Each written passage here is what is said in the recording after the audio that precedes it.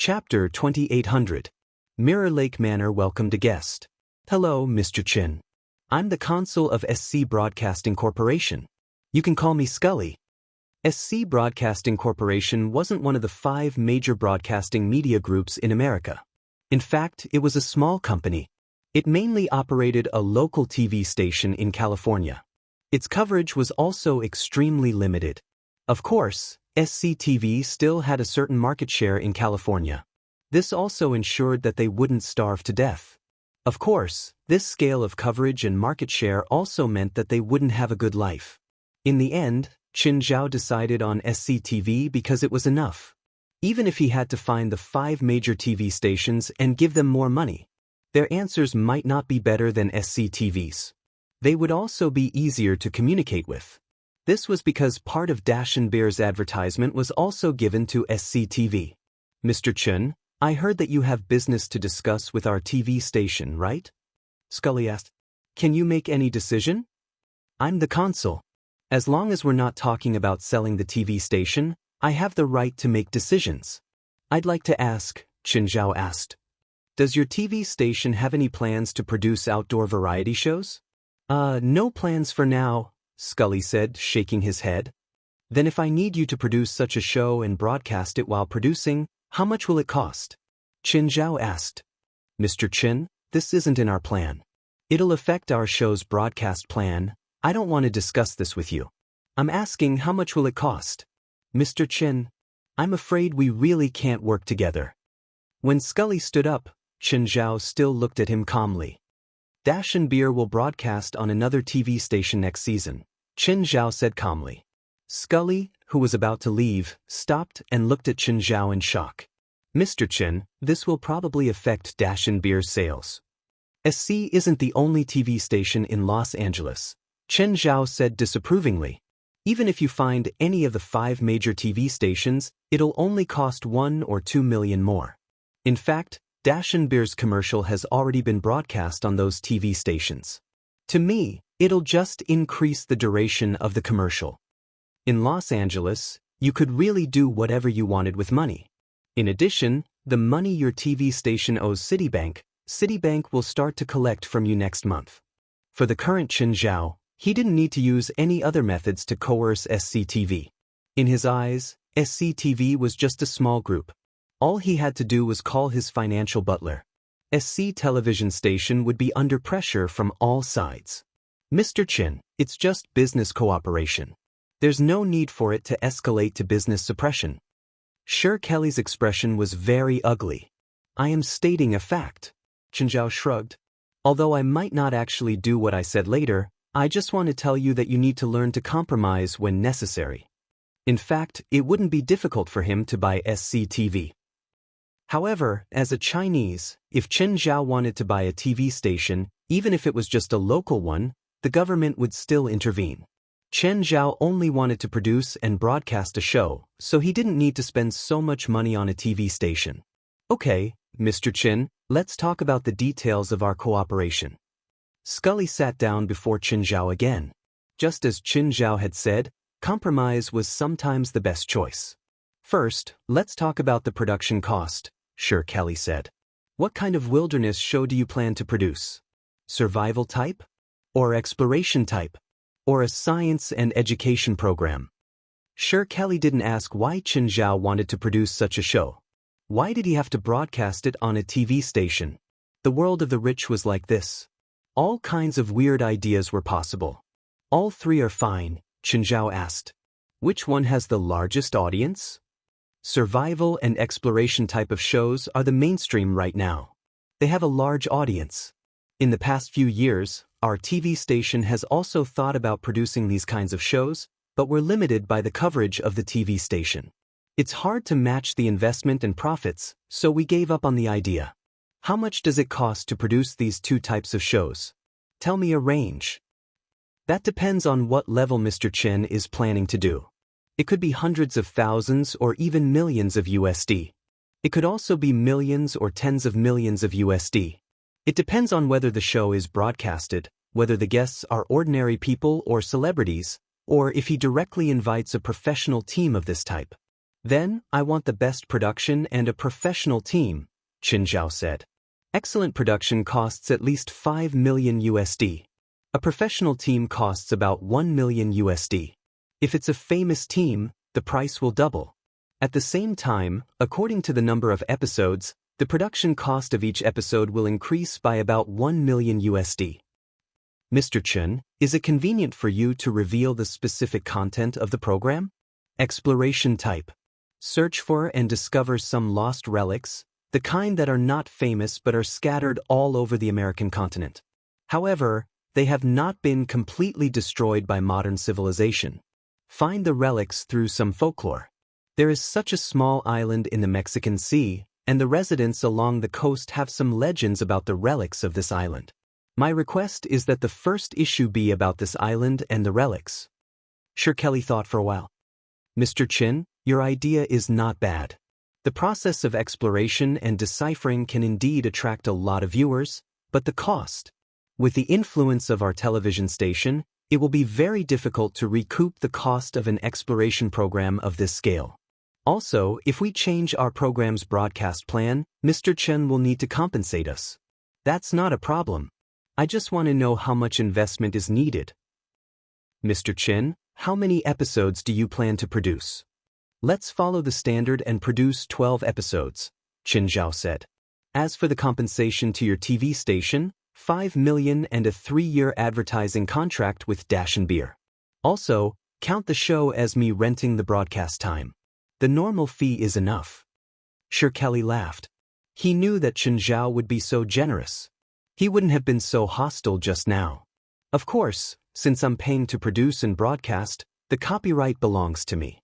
Also, I want 80% of the advertising revenue. No problem, right?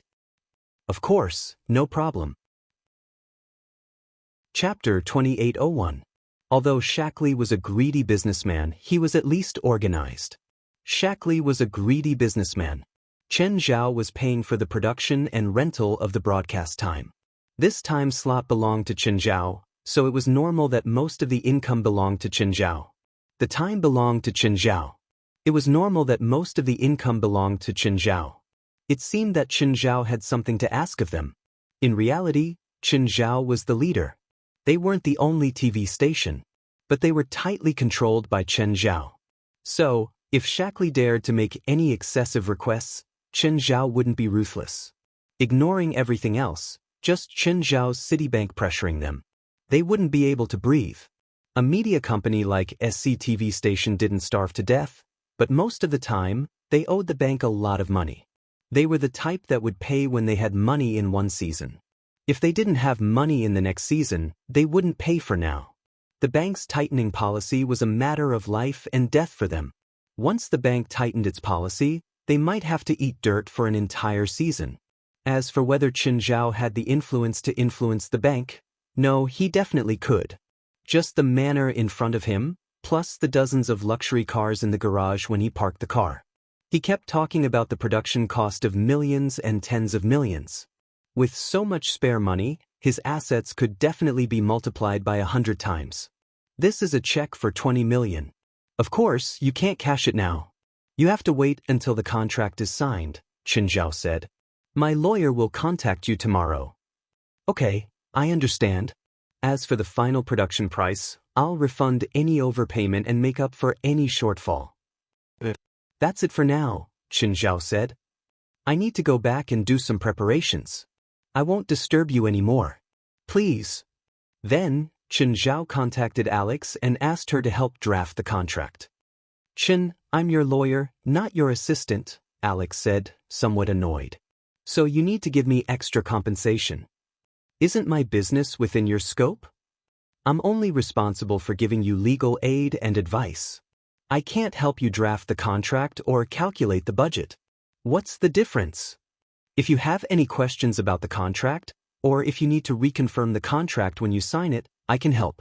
But if you want me to draft a contract, that's too much. But neither of my assistants knows how to do it. Don't talk to me about them. Are they your assistants? I think they are more like your nannies. Alex was speechless. Chen Zhao had used an assistant as a nanny and a lawyer as an assistant. Forget it, I'll introduce you to a legal assistant, a girl. Chen Zhao thought for a moment and asked, other than law, what other services can she provide me?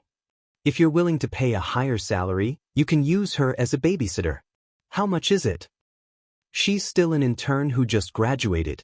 Her monthly salary doesn't need to exceed $10,000. 10,000 US dollars? Intern? Is the salary requirement for law graduates that high? No, it's just because she graduated from Harvard and she doesn't mind being a part-time nanny. All right then, when can she report? Anytime. Let her sign the contract first. Chen Zhao agreed right away and added another assistant. Alex was a reliable person, so Chen Zhao trusted her judgment. After all, Zefra and Portia were indeed not enough for now. Zefra was fine. She was hardworking enough. On the other hand, Portia was much more lazy. She worked hard every 2 days. If not for the fact that she still owed Chen Zhao a huge sum of money. Chen Zhao really wanted to make her eat dirt. The next morning, Portia and Zefra came. Then, an unfamiliar young girl appeared. She had waist-length blonde hair and was not tall. She was probably only 160 centimeters. She looked like she was in her early 20s, but she was actually 25. She was a rare kind of immaturity among Caucasians. Chen Zhao had seen her information. Alex had sent it to him last night. She was a top student from Harvard Law School. Alex had also said a few more things about her. Apparently, she owed Alex a huge sum of money. When she was an intern, she also had 3 part-time jobs, including being a clerk at a 24-hour convenience store. Alex knew that she needed money urgently, which was why she dumped her to Chen Zhao. You're Navika Lena? Yes, Mr. Chen. Ms. Alex recommended me to come here. What did Alex tell you? How much is the salary here? No vacation, Navika Lena said. If needed, I'll be available 24/7. I can do whatever you need me to do. The weekly salary is $3,500. If I can do this job in half a year, I can ask for a 150% raise. Chen Zhao thought for a moment. It was much higher than what Alex had told him before. So, Chen Zhao did not agree immediately. Do you know that your current salary request has already exceeded the income of most middle-class families? And you're asking for a 150% raise in half a year? This means that your monthly income will exceed $20,000. Even most lawyers don't earn as much as you do. Other than a law degree, I also have a degree in financial management. I'm also the champion of California's women's mixed martial arts competition. I can also be your bodyguard. I also have a racing license, a non-commercial pilot's license, and a diving license. I was also a member of the national shooting team, although I never participated in the Olympics. Chen Zhao grinned. So you're pretty good at fighting? Navika Lena remembered that when she came in, she saw some fitness equipment scattered in the yard. There were sandbags hanging under the tree poles, as well as wooden dummies. It seemed that her boss was also a fitness and fighting enthusiast. Sir, I'm the champion of the women's division. I'm confident that my skills are better than anyone else's, but my skills aren't enough to make up for my weakness. So, if you want to fight with me, I can only make you look bad. I can't guarantee that I can beat you. Navika Lena's meaning was simple. If a man like you fought with me, I might not win, but I could make your face blossom. She felt that as long as Chen Zhao had some dignity, he wouldn't ask to fight with her. Do you think you can beat her? Chen Zhao pointed at Zefra, who was watching TV with Portia. Navika Lena looked at Zefra. The girl looked even younger than her. Of course you. Zefra, Chen Zhao called. When Zefra heard Chen Zhao's call, she was still dumbfounded. You guys can talk. Why are you talking about me? Don't you know that I've already retired? Boss, what's up? Chen Zhao looked at Navika and said, as long as you can beat her, I can give you a 150% raise right now. Of course, if you can't do it, I'll cancel the 150% raise after half a year. How does that sound? Navika nodded. Chapter 2802. Navika looked at Refra's body, which looked even thinner than her. When she'd participated in the mixed martial arts competition in California, she'd relied on her body to trick her opponents and win. But she couldn't tell that Refra knew how to fight too. In the end, Refra glanced at Navika. Don't fight. You're bullying me. Boss, you're a respectable person. You shouldn't do such a despicable thing. With that, Refra sat back down in front of the TV. What Refra said was what she was thinking. Chen Zhao was too shameless. They weren't on the same level at all. California Women's Mixed Martial Arts Competition? To Refra, that was like a kindergarten competition. Navika had heard Refra say that she wouldn't fight. She'd thought that Refra was scared of her. But why did she feel that something wasn't right? The girl seemed to be saying that Refra was bullying her. She didn't sound like she was bullying her. Chen Zhao wasn't bullying her. Girl, I won't bully you. If you can trip me, I'll lose. How's that? Navika didn't want to bully Refra at first. Mainly, she was envious of Chen Zhao's conditions. If she won, she could get a 150% raise. $20,000 a month was such a generous income. Even if she worked as a lawyer for 10 years, she might not have such a high salary. But now, if she won against this girl, she could have it immediately. She was very tempted. Just then, Portia was interested too. Boss, if Refra wins, how about I get a raise? How's that? You want to eat shit, right? Refra looked at Navika and reminded her kindly, Navika, you can't beat me. Navika suddenly approached Refra. We'll know after we fight. Chen Peiran looked at the aggressive Navika Lena with great interest. He didn't expect this woman to be so aggressive. Navika didn't know where Refra came from. If she were in the ring, she would most likely be knocked down by a punch. But she felt that Refra was easy to deal with. As long as she defeated Refra cleanly. Then, he would directly become a high-paid person. In the end, Zafra, who didn't want to fight at first, saw Navika Lena's aggressiveness. He grabbed Navika Lena's right arm with one hand, choked her neck with the other, and lifted her into the air with one hand. Put her down, put her down. Portia cried out hurriedly. Zafra would strangle Navika Lena to death by holding her neck in the air. At this moment, Navika's legs were kicking wildly. She was dumbfounded. How would she know what kind of person Zafra was? In the past, even the strongest opponents she had encountered could not lift someone in the air with one hand. How much strength would that require? Even for a man, it was rare for a man to do this to a woman. Zafra gently put Navika on the ground. Navika Lena did not continue to attack. To be honest, Refra's attack had completely destroyed her worldview. Zevra's slender figure and her on-the-spot reflexes and strength did not match her size at all. Navika Lena knew that the girl in front of her was much stronger than her. Even in the Olympics, she would probably be a king-level figure. Navika Lena, I'm glad you joined. Your salary will be fixed in a short time. You don't have any objections, right? Chen Zhao smiled at Navika Lena. Navika Lena wanted to cry. How could she be so hot-headed as to agree? Half a year was fine. It wasn't that long. Now, her request for a raise was killed in the cradle. Navika Lena wanted to open her mouth several times to deny the bet. In the end, Chen Zhao's words killed her thoughts. If you don't agree with this result, please leave. Navika Lena was helpless. What else could she do? Even her current salary far exceeded the salary she received as an intern by Alex's side. Even a normal lawyer would only get this much. So, she could only accept this result. There was no other choice. Although Navika Lena was no longer passionate, she still had to do what she had to do. In the beginning, Navika Lena was a little unhappy with Zefra. But she soon got over it. Even if she had to blame someone, she should blame Chen Zhao for digging a hole for her. Zefra reminded herself. She was the one who was greedy. After a day, Navika Lena was already familiar with Portia and Zefra. There was no barrier. When women were together, they always got along quickly. If they didn't get along, they would reconcile. If they didn't, they would break up.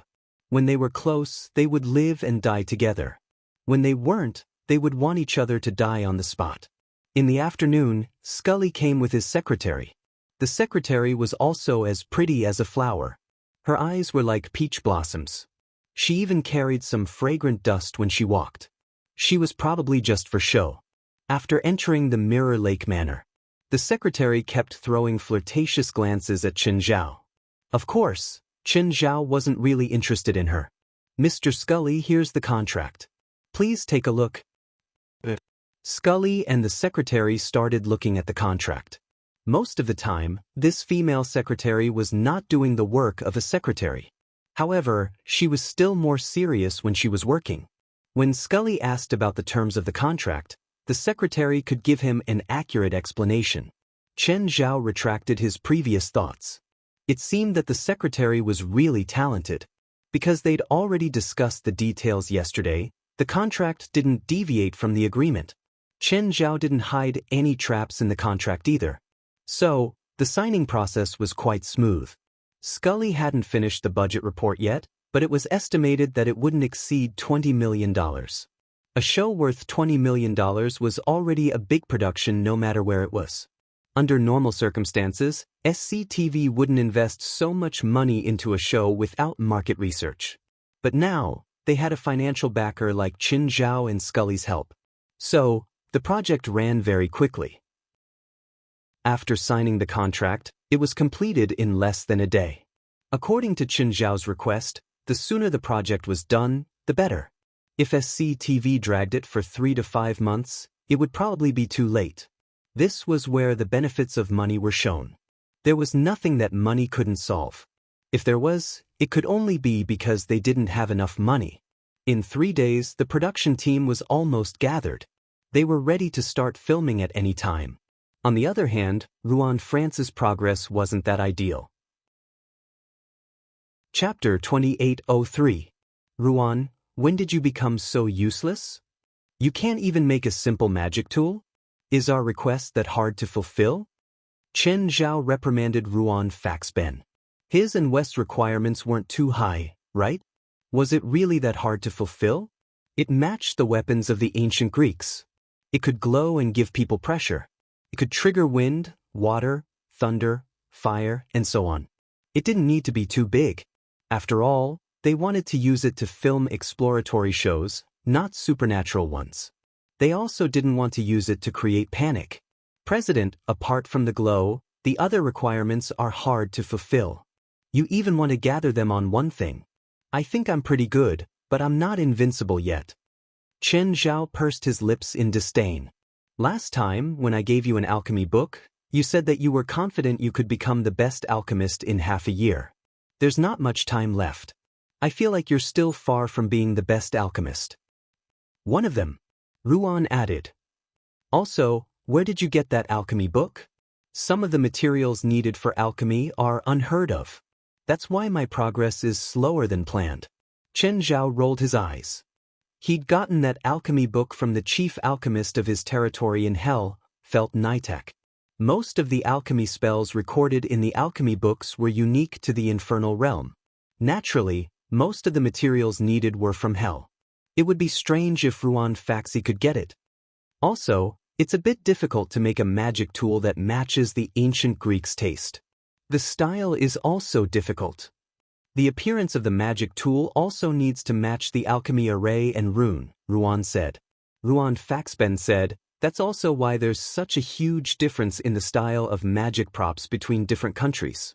It's because every country or civilization has a huge difference in their magic civilization. It's very difficult to create something that matches the standard of the Huaxia supernatural world but has the same function as the European supernatural world. Rouen Farsben looked at Chen Zhao helplessly. I know nothing about ancient Greek alchemy. I don't even know ancient Greek. It's almost impossible to create a magic tool that fits the requirements in such a short time. Rouen Farsben looked at Chen Zhao helplessly. Chen Zhao felt a headache coming on. Originally, he thought that Rouen Farsben would have the least problems. His request wasn't that high, right? He wasn't asking him to create a divine artifact. He didn't even need it to be powerful. To put it bluntly, Chen Zhao's requests were just to lighten the mood. In actual combat, it was not much stronger than a fire stick. But even so, Rouen Faxi still had a headache. Time waits for no one. The communication with SCTV was almost done. The filming would start in 2 days. After many investigations, Chen Zhao and West had already locked onto a deserted island in the Mexican Sea. There are some ancient ruins on that deserted island. The natives along the coast also spread some specious legends. They planned to use the program's production team to process and package those legends. Steer the conversation toward the Olympian myth. Of course, they also discussed that this was the American continent. It was a Pacific Ocean away from the Olympian myths. The civilization and culture of the two were not in the same system. Therefore, it was impossible to directly name the Olympian mythology. It was just a specious point of view. Moreover, myths and legends had a lot of literary elements to begin with. Therefore, many illogical things could resonate with people as long as they were explained properly. But now, they lacked this important prop. It would greatly reduce the effect of the show. It was fine if the effect was greatly reduced. Their original intention was to attract the English gang. If they couldn't achieve this effect, all their previous investments would be for nothing. As for the final success or failure of the show, Chen Zhao didn't really care. Chen Zhao thought for a moment and took out his black trident. "What do you think of this?" Chen Zhao asked. Ruan Faxben was stunned for a moment. Of course, he knew that this was Chen Zhao's weapon. But Chen Zhao rarely took out his own weapon. Ruan Faxi reached out to take the black trident. But before his palm could touch it, a great feeling of terror surged into his heart. Before his hand stopped, he was already grabbing the black trident. The next moment, a terrifying power spread from his fingers to his entire body. Ruan Faxben was sent flying. He was still coughing up blood in the air. Then his body smashed through the wall and he fell from the second floor. Chen Zhao hurriedly put away the black trident. The moment he jumped down, he checked on Ruan Faxi's situation. There were also quite a few people who heard the noise and looked down. They saw Ruan Faxi's terrible state and Chen Zhao jumping down. He had thought that Ruan had done something to piss Chen Zhao off and had been thrown down the stairs. Ruan Faxi was in a terrible state. All his bones were broken. When Chen Zhao helped Ruan up, his entire body was limp. He wouldn't die, but if there were no accidents, he wouldn't be able to escape paralysis. Chen Zhao chuckled bitterly. He could only take responsibility for his own trouble. Ruan Faxi couldn't say anything either. He knew that Chen Zhao didn't do it on purpose. But he was the first one to break the record. He was the first to be heavily injured by Chen Zhao. "It's fine. Just lie down for half a month. You won't die and there won't be any side effects." "President, can you not take out such a dangerous thing next time?" Ruan Faxi wanted to cry. He should have known that Chen Zhao could use it as a weapon. Let's not talk about the quality first. At the very least, its lethality was definitely not comparable to ordinary weapons.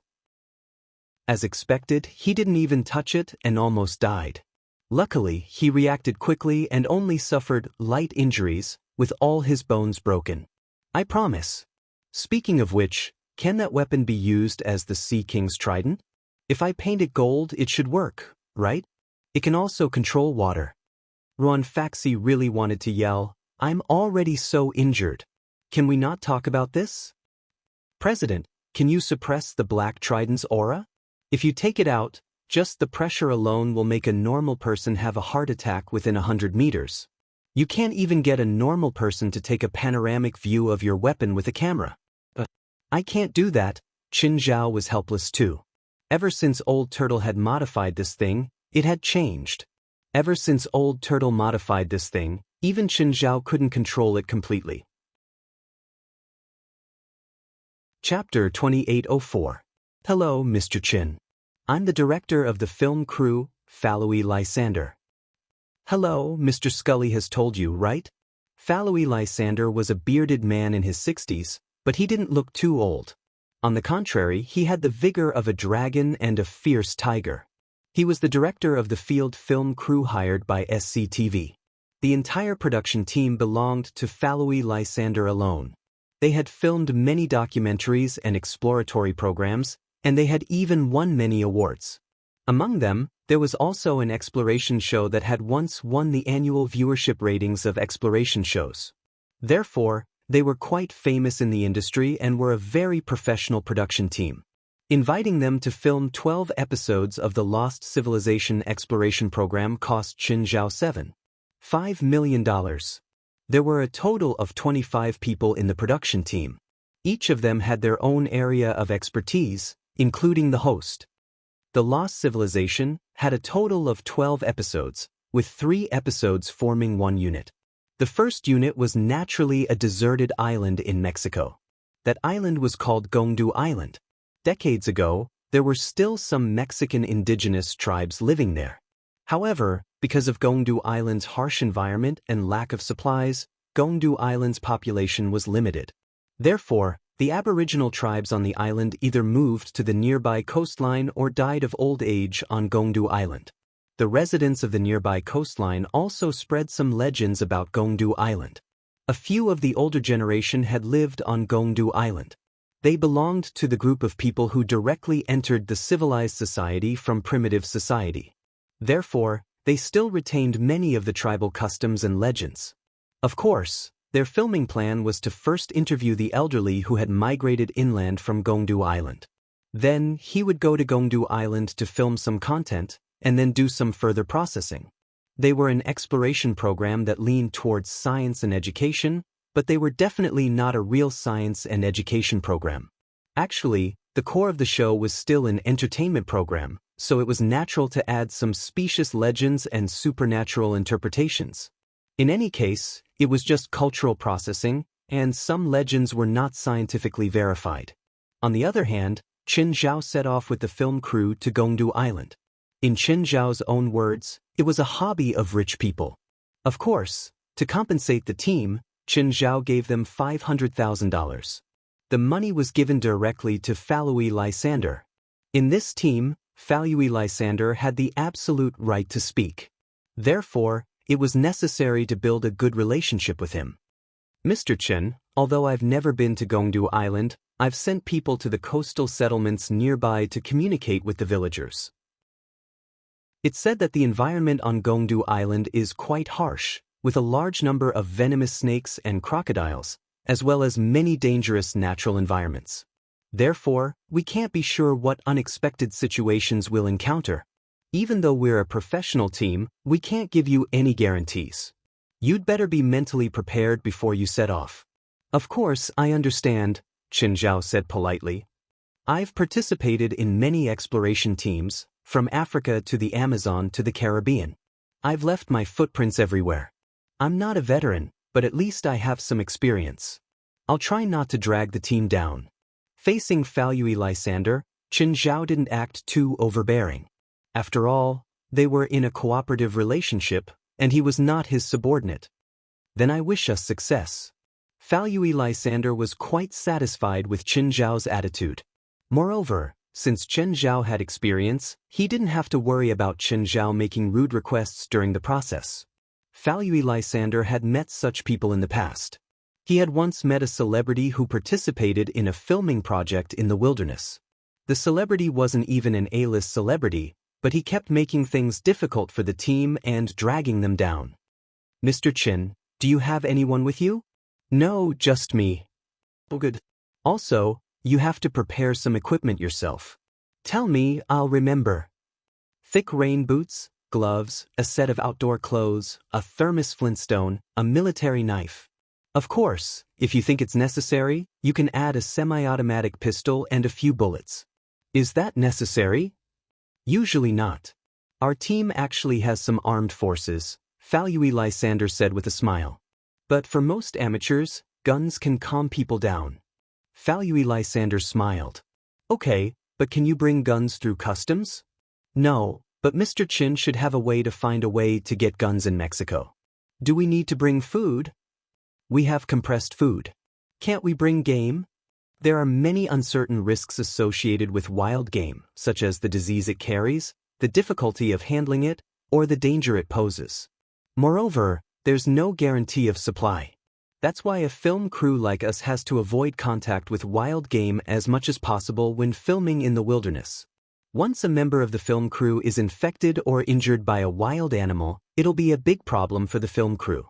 Delaying the filming schedule is a small problem, but more often than not, the film crew will have to face a lot of legal troubles. Can I bring my own food? Mr. Chen, it's best not to. If you bring non-compressed pasta and meat, you'll only be burdening yourself. Your burden will often become the team's burden. You said that you won't cause trouble for the team, so it's best to avoid some things if possible. Chen Zhao shrugged. Tomorrow's flight at 3 in the afternoon. It'll take 1.5 hours. At night, we'll reach the coastal village where we'll be filming. My people have already inspected the village. It's a good recreational area. There's a small resort there. Mr. Chen, you can rest there for a day. We need a day to film in the village. Okay. In fact, Chen Zhao had already inspected the village. It was indeed a good recreational area. It wasn't much worse than those holiday resorts. However, it didn't have public facilities and was much smaller, so it wasn't famous. Then, Falui Lysander explained many things to take note of. Falui Lysander's specialty wasn't in how much safety he knew. It was in his attitude, which was always to be on guard. He would try his best to prevent almost all dangers from happening instead of dealing with them after they happened. If not for the fact that Chen Zhao didn't have any interactions with him, Chen Zhao really wanted to recruit him. Chapter 2805. You guys go to the village first. I'll leave tomorrow, Chen Zhao said to West and the others. This time, Chen Zhao set off with the filming team. Apart from Chen Zhao, there was also West, Jalanash, Halleys, and an elite. Chen Zhao followed the filming team to monitor them. Then he sent the schedule and plan to West and the others. Then, the four of them would create some supernatural events. Of course, Chen Zhao would do it himself if necessary. But if he had to, it would be a big scene. Chen Zhao definitely wouldn't let the filming team film something that would cause panic. Some wanted to go, and some didn't. But the one with the biggest reaction was Lindsay Beyonce. It wasn't because she had a fiery temper. It was because she felt that she'd improved a lot recently. She might have a chance to fight this time. Of course, after seeing Chen Zhao fight, she'd given up on competing with him. But she still felt that she was pretty good. She really wanted to find a chance to show off her power. She didn't have any hopes for an ultimate battle. But she still felt that as long as the opponent wasn't a monster like Chen Zhao, she still had the ability to deal with weaker enemies. At least she thought so. Unfortunately, Lindsay Beyonce's personality was doomed. She was of no use in this operation. They weren't going to fight at all. They were going to pretend to be mysterious. West, Jalanash, Halleys, and an elite. They all had the ability to create supernatural events in the dark. But what could Beyonce do? Put on animal skin and pretend to be a savage? So, Chen Zhao rejected Lindsay's request to go with the team. Although Lindsay made a scene, Chen Zhao still threw her into the Tower of Trials. However, he was still thrown into the Tower of Trials. "Boss, I want to go too," a rumbling voice said. "Boss, I want to go too." A rumbling voice rang out. The hill was Chen Zhao's first contracted dragon, Sabonis. This hill was Chen Zhao's first contracted dragon, Sabonis. It was Chen Zhao's first contracted dragon, Sabonis. But after he was brought out of the tower, he disguised himself as a hill and hid behind the headquarters. "What are you doing? You can't go." Chen Zhao rejected Sabonis' request. West and the others stopped talking. They had no right to interrupt Chen Zhao's son. Although they knew what Sabonis was thinking. Although they also felt sorry for Sabonis. However, they had no right to speak here. Ever since Sabonis became Chen Zhao's contract pet, he had been pretending to be a small mountain here.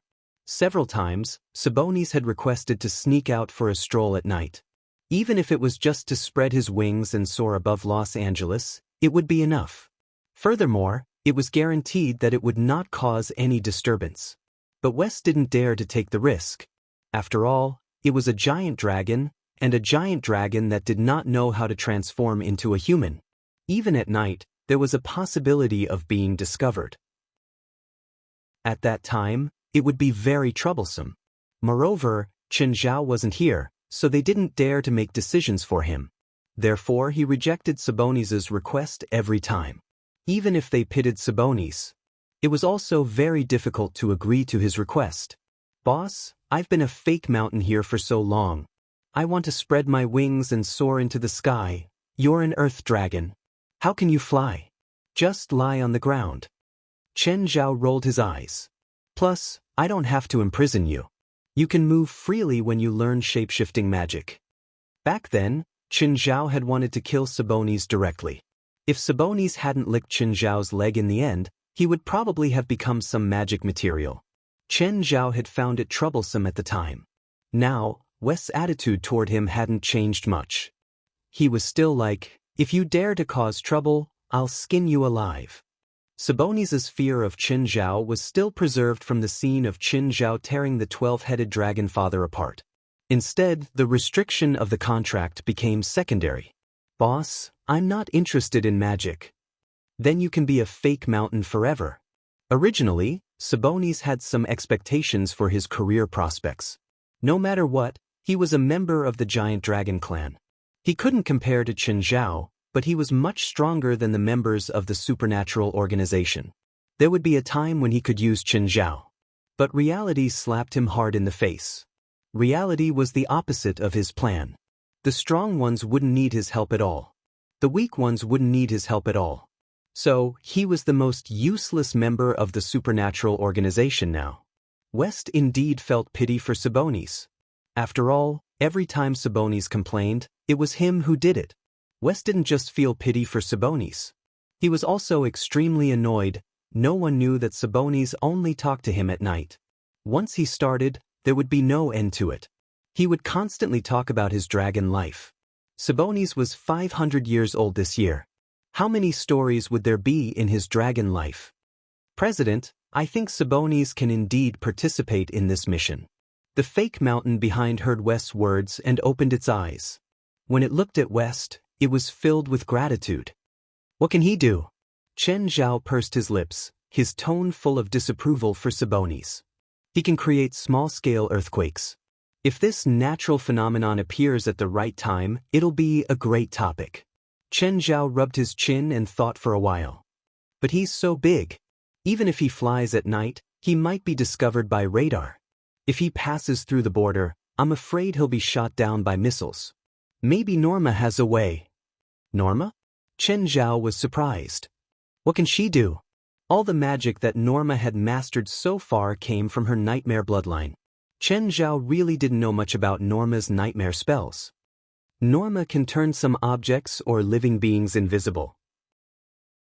No matter how advanced the radar is, it can avoid detection. Therefore, as long as Sabonis moves at night, Norma can ride him and give him some time to move around. So, if Sabonis goes, Norma has to go too. Sabonis has been doing well recently, West said. We should give him some time to move around. Doing well actually meant that he didn't make a fuss and just slept on the ground every day. Besides, the reason why West said that was because he was annoyed by Sabonis. Chapter 2806. West wasn't Qin Zhao. Qin Zhao could summon Sabonis at his beck and call. West couldn't do that. After all, he was facing a dragon. Sabonis was Qin Zhao's pet. But if he lost his temper when Qin Zhao wasn't here, no one in the supernatural organization could take it. He felt that he should give Sabonis some space to move around. Even humans would get sick if they held it in for too long, let alone a dragon. That was why West spoke up for Sabonis. Qin Zhao thought for a moment and glanced at Sabonis's mountain form. Then he glanced at West. If I do that, he won't learn shape-shifting magic obediently in the future. I can't let Norma clean up after him every time. President, how about we make Sabonis promise that after this, he has to learn shape-shifting magic before he can move freely again. Otherwise, he can't move freely forever? West had good intentions, but Sabonis was hesitant and didn't promise. Sabonis, why are you hesitating? You want to be a bumpkin here forever, right? West urged. Yeah, I agree. Boss. Sabonis looked at Qin Zhao pitifully. Smiling, Qin Zhao looked at Sabonis. That's not enough. How about this? If you can't learn transfiguration in 3 months, I'll drain your blood and dry your body. Sabonis nodded. The ground shook again. Sabonis was scared out of his wits. Boss? No, I'm not going. No, since we've already agreed, you can't refuse. Smiling, Qin Zhao looked at Sabonis. Plus, I'm a trustworthy person. If you can't learn it in 3 months, I'll definitely air dry you. It was Norma's first time riding a dragon. Sabonis wasn't very fast. But Norma could still feel the strong wind blowing against her face. She used void form to turn Sabonis's body into nothingness. Nothingness. This was a spell that belonged to Nightmare. It was actually to banish an object or creature's body into the dream world. But this banishment wasn't completely in the dream world. Take Sabonis for example. His body was in between reality and the dream world. This would avoid physical attacks. Of course, it also made him lose his physical attacks. However, magic could still penetrate this interlayer. This was a spell that Norma had created herself. The principle behind it was not very complicated. Nothingness was not an invincible spell. At least, if Sabonis faced Qin Zhao in this state, he would still be torn to shreds. Sabonis's body didn't disappear completely. To the naked eye, it looked like it had become translucent. However, in this state, even the most advanced radar could not detect Sabonis. Because Sabonis's body was not solid. Therefore, it was impossible for others to ride Sabonis in this state. They couldn't touch him at all. Even Qin Zhao couldn't ride him. Only Norma could ride it. It was also because of his state and the fact that it was nighttime. Sabonis hid in the clouds. Therefore, it had a strong concealment ability. Norma glanced at the navigation and looked down. Under the night sky, an island could be vaguely seen on the surface of the sea. If it were someone else, they probably wouldn't be able to see the surface of the sea thousands of meters under the night sky. Only Norma's inhuman vision could see through the night. Below us is Gongdu Island, Norma said, pointing down. Norma pointed down and said, "You have 2 days. You can move freely on Gongdu Island, but you can't leave it. I will stay and supervise you, and I have already located you. If you dare to leave Gongdu Island, I will directly send a message to the president, and then you will be dried by him." Norma was no longer the blind girl from before. She had long gotten used to her identity. She was also the one who respected Qin Zhao the most in the supernatural organization. "Norma, it's just a small island. I'll fly out of the border in 3 minutes. Give me a wider area," Sabonis said, feeling wronged. When he was in the supernatural organization, he always hid in the form of a mountain. In reality, he still had contact with people from the supernatural organization. He knew that Norma was the most good-tempered and easy to get along with in the organization. Moreover, Norma was kind and not scheming. He felt that he should have a chance to bargain with her. He should have a chance to bargain with her. "No, your area of activity is only Gongdu Island. Little girl, maybe you should get to know me again. I'm a dragon. I'm not negotiating with you. And you are still on my back." Sabonis's tone suddenly changed. It became condescending with a hint of threat. Norma's reaction was very calm. She took out her phone. "Hello, President. Hey, don't be rash. I'm just joking." "Norma, what's wrong? Is Sabonis disobeying you?" "Boss, no, nothing. I'm playing with Norma. She's telling you that we're safe. We're already at Gongdu Island," Sabonis hurriedly called back. "Norma, is that big lizard telling the truth?" "Yes, we're at Gongdu Island. I'll report to you." "Okay. If he's disobedient, call me immediately. We don't have enough dragon materials in our warehouse. I don't mind using him to fill it up." Sabonis broke out in a cold sweat. "Boss, I'll listen to you 100%. Yes, Norma." Yes, listen to Norma."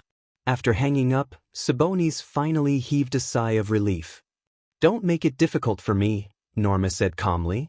Sabonis was helpless. With a demon king like Qin Zhao above his head, he had no right to speak at all. Facing Norma, he had no right to speak at all. As long as you learn shape-shifting magic, the president will allow you to move around. You're the one who doesn't learn it.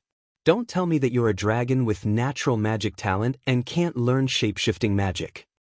The more powerful a creature is, the more painful the process of transforming into a weaker creature with a greater difference in strength will be. Not only that, suppressing one's own power will also be very uncomfortable. The difference in strength between dragons and humans is too great. If possible, I never want to become a human. Humans aren't all weak. The president is very powerful, at least much more powerful than you." Sabonis pursed his lips. Boss is a special case. There are no more than 10 humans who are more powerful than dragons, and he's probably the only one who can reach his level.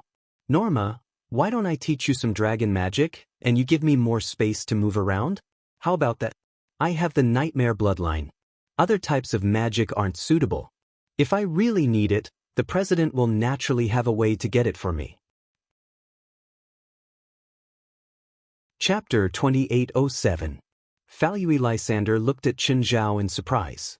Mr. Qin, I thought you would arrive at the airport a little later. Be direct. Do you think I'll be late? Indeed, being late is the privilege of you rich people. At the same time, it's also within the range of my tolerance, Falui Lysander said with a smile. Then what can't you tolerate? If you violate the rules in the wilderness, your wealth and influence will allow you to receive preferential treatment in all aspects. This is the power given to you by civilized society, and I agree with this rule. But in the wilderness, your wealth will be useless, so you need to follow my orders. Actually, Falui Lysander was also emphasizing his authority. Qin Zhao did not object to Falui Lysander's attitude. After all, he was doing his duty. Those over there are my team members. You'll need to interact with them in the next few days, so you can go over and familiarize yourself with them now. Qin Zhao nodded. They were still waiting in the departure lounge, so he had enough time to greet the film crew. Qin Zhao walked directly to one of the few females in the team. She was also the prettiest. This woman is not only beautiful, but also fashionably dressed. However, her legs were not the white kind of long legs. Instead, he looked more like an athlete with a sturdy body. Hello, Miss Ryan, I've watched your show. The first person Qin Zhao greeted was the team's host. Qin Zhao had done his research on the team beforehand. Ryan Velast was the face of this team. She was not the kind of beautiful vase that dressed to the nines, standing in the center of the stage and talking with fervor and assurance. In fact, most of her performances were in the wild. It could be a desolate desert or a dense jungle. Sometimes, for the sake of the program, she would even do things that ordinary people thought were very dangerous. For example, he could catch a dangerous rattlesnake with his bare hands and explain while holding the rattlesnake. Hello, Mr. Qin. Ryan Vilest had already learned of Qin Zhao's identity from Falui Lysander. Qin Zhao was their sponsor and also a member of the filming crew. Ryan Velast might look polite on the surface, but he knew that he had to be careful. However, Qin Zhao could feel the disdain hidden under her smile. Mr. Qin, the jungle isn't your backyard. Why are you willing to risk your life in such a place? Ryan Velast asked. It seemed like a question, but it was actually an interrogation. You can think of it as me having nowhere to spend my money. Qin Zhao shrugged and replied in a businesslike manner. Maybe you can consider buying that island. That way, you will have more time to explore that island. I already have an island. Qin Zhao grinned. I won't buy an amusement park just to go to an amusement park. The wilderness is not a playground. You should be cautious and serious about the wilderness. Trust me, your attitude will save your life. I've been to dangerous places, such as the African savanna, the Amazon rainforest, or the depths of a desert. I know what danger is. Maybe if you hire enough bodyguards, you can go anywhere in the world unimpeded, but none of our team members are professional bodyguards. Even the people in charge of security work are involved in the filming, so don't expect them to be around you 24/7, especially when you need to go to the bathroom. You might need to zip up your pants alone in the bushes, and you don't know what will come out of the bushes. Maybe it's a monkey, or maybe it's a jaguar. Ms. Ryan seems to misunderstand me. Is it because I'm rich? Or because I'm a stranger? Well, I just hope that you won't drag us down. Okay, let's get ready to board. Just then, Falui Lysander walked over and clapped his hands to greet everyone. Mr. Qin, I remember that I asked you to prepare some things yesterday, right? My things were flown to Mexico yesterday. They should be at the seaside resort by now. Okay, we can board the plane now. Their flight destination, Immerse. Hermosillo was a city in northwestern Mexico. It was the capital of Sonora and also a coastal city. To the west of Hermosillo, 300 kilometers offshore, was Mexico's largest island, Tiburon Island. Tiburon Island was basically responsible for half of Mexico's horror stories. There were a few known cannibal tribes on the island. Of course, their final filming location was not Tiburon Island. There were still people on Tiburon Island, and there were even tourists. Therefore, it was not suitable for their filming location. Gongdu Island was farther from the Mexican coast. It was just an inconspicuous island with an area of less than 40 square kilometers. A few decades ago, there were some primitive tribes living on Gongdu Island. Later, they moved to the nearby coast and basically integrated into the local life. After less than 2 hours of flight, they arrived at Hermosillo. Without stopping, the team rushed to Yorktown and then transferred to Baishua Village. Baishua Village was also one of their filming areas. It used to not be called Baishua Village. Later, it was changed to develop tourism. A quarter of the village's population had been primitive tribes a few decades ago. Not just Gongdu Island but other islands as well. The village was not big, but there were good tourist attractions, so it was rather standard and safe. The public facilities were good too. It could not be compared to big cities, but it had all the necessities. There was also a resort in Baishua Village. When Chen Zhao and the film crew checked into the resort, it was already 10 at night. After checking in, Chen Zhao went to shower and eat right away. However, the film crew had already started their work. Of course, the materials they were filming now were all post-production highlights. They were just the icing on the cake. The official filming would start tomorrow. After a very local dinner, Chen Zhao sat on the open balcony in front of his suite. Outside the balcony was the beach. Ryan Wylist was not far away, filming some scenes with her team. Their attitude towards life and work was completely different from Chen Zhao's.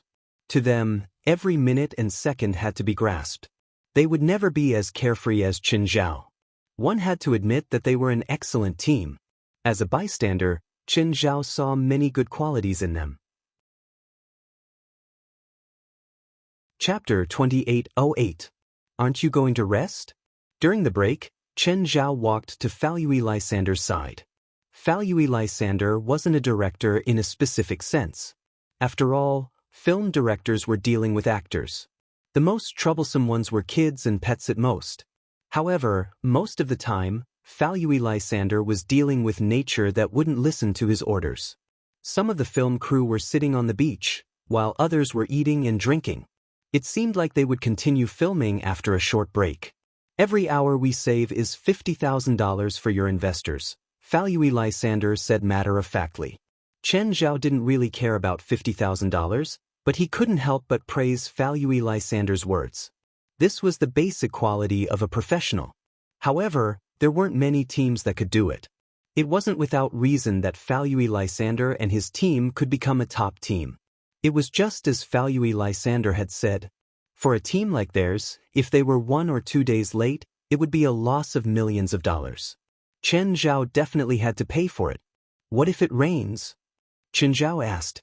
As long as it's not a dangerous storm or wave, we have to film normally, Falui Lysander said.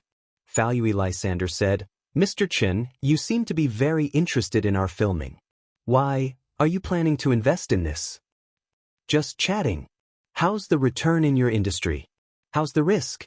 My team is making money right now, but there's no guarantee. But you're such a professional team. Don't you make money? Danger and hardship can't be avoided no matter how hard we try. This leads to a serious loss of people in our industry. Take Lane Vilest for example. Do you think she's professional? Of course. Her biggest wish is to leave this industry after saving enough money. You should know that she already has a certain level of success and fame in this industry. If she wants to leave this industry, how many of the other ordinary members will be willing to stay? Chen Zhao glanced at Ryan Vilest. I talked to her before. She seems very serious about this industry. It's like she's serving her job as her religion. She doesn't look like someone who wants to leave this industry. Her grandfather died from the drying up of the Sahara Desert, her father died from a poisonous snake in the Amazon rainforest, and her mother died in the currents of the South Pacific Ocean. Last year, When she was filming a set of scenes, she was attacked by a great white shark and almost died. What makes you think that she would love this industry? She's definitely serious. This is an experience that she and her family have exchanged with their lives. That's why she puts in 120% of her effort in any field shoot. But if you're talking about how much she loves this industry, I'm afraid you're wrong.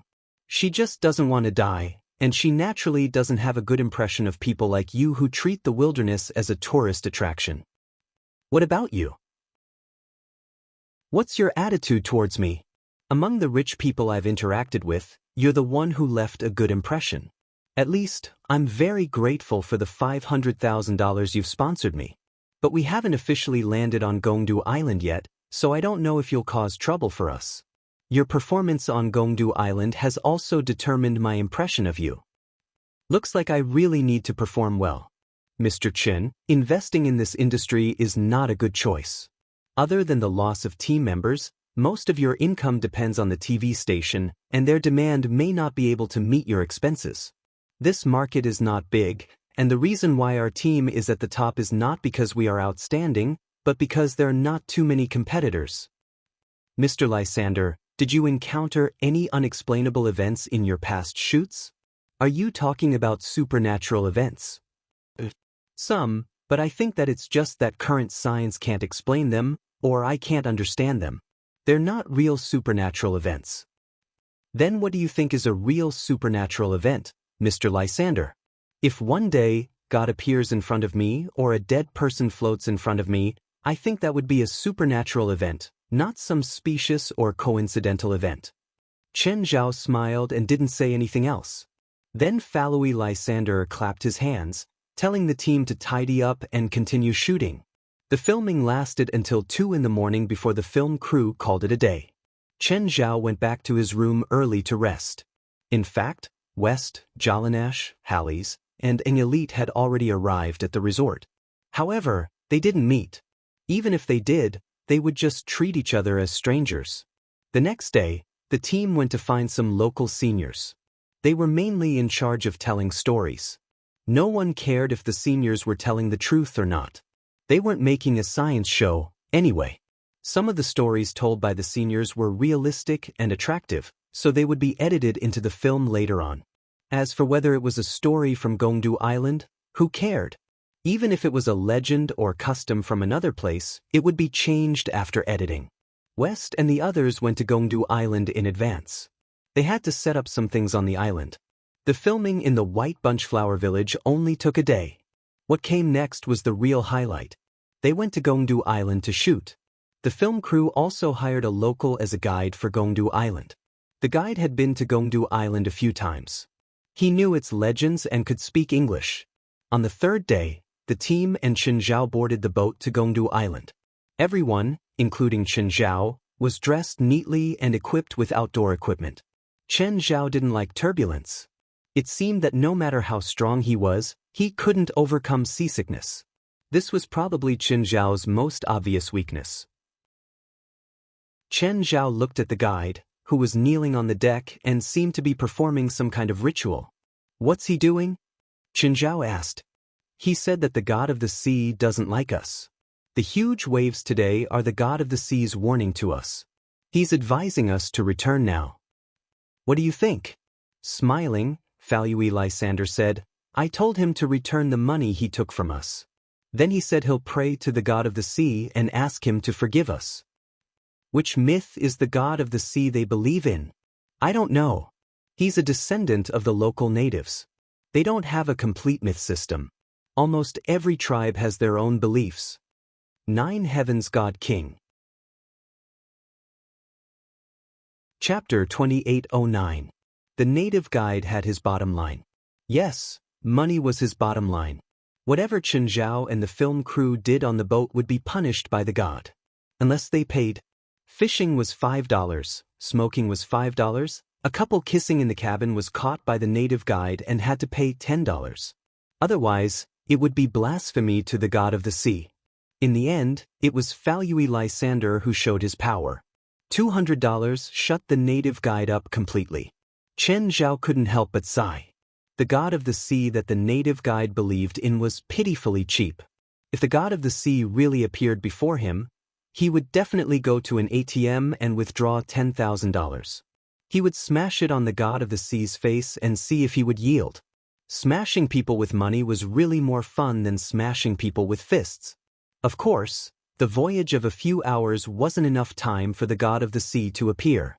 The film cruise boat had already docked. The dock here was just a simple dock made of a few rotten boards and cement. Basically, a tropical typhoon could make the dock go back and forth. Of course, it was enough for them to go back and forth this time. Chen Zhao scanned the shore. His senses spread to the entire Gongdu Island. Soon, Chen Zhao sensed Sabonis' aura. Sabonis' aura was the strongest. It was also the first to be discovered by Chen Zhao. The others were all there too. No one was missing. Sabonis continued to act as a fake mountain. This was his job. Falui Lysander began to arrange the filming. The exploration shows and survival shows that the audience had seen on TV all claimed to be real. In reality, many scenes were staged. Even the so-called animal corpses might have been prearranged. At least, Chen Zhao saw that half of what Ryan Velast and the other team members said was from the script. Of course, in this wilderness, an individual's ability to improvise was also needed.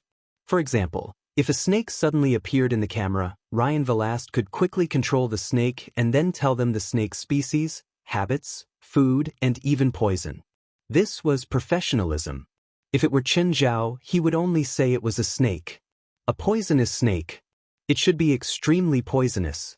Chen Zhao followed behind the team and didn't enter the camera.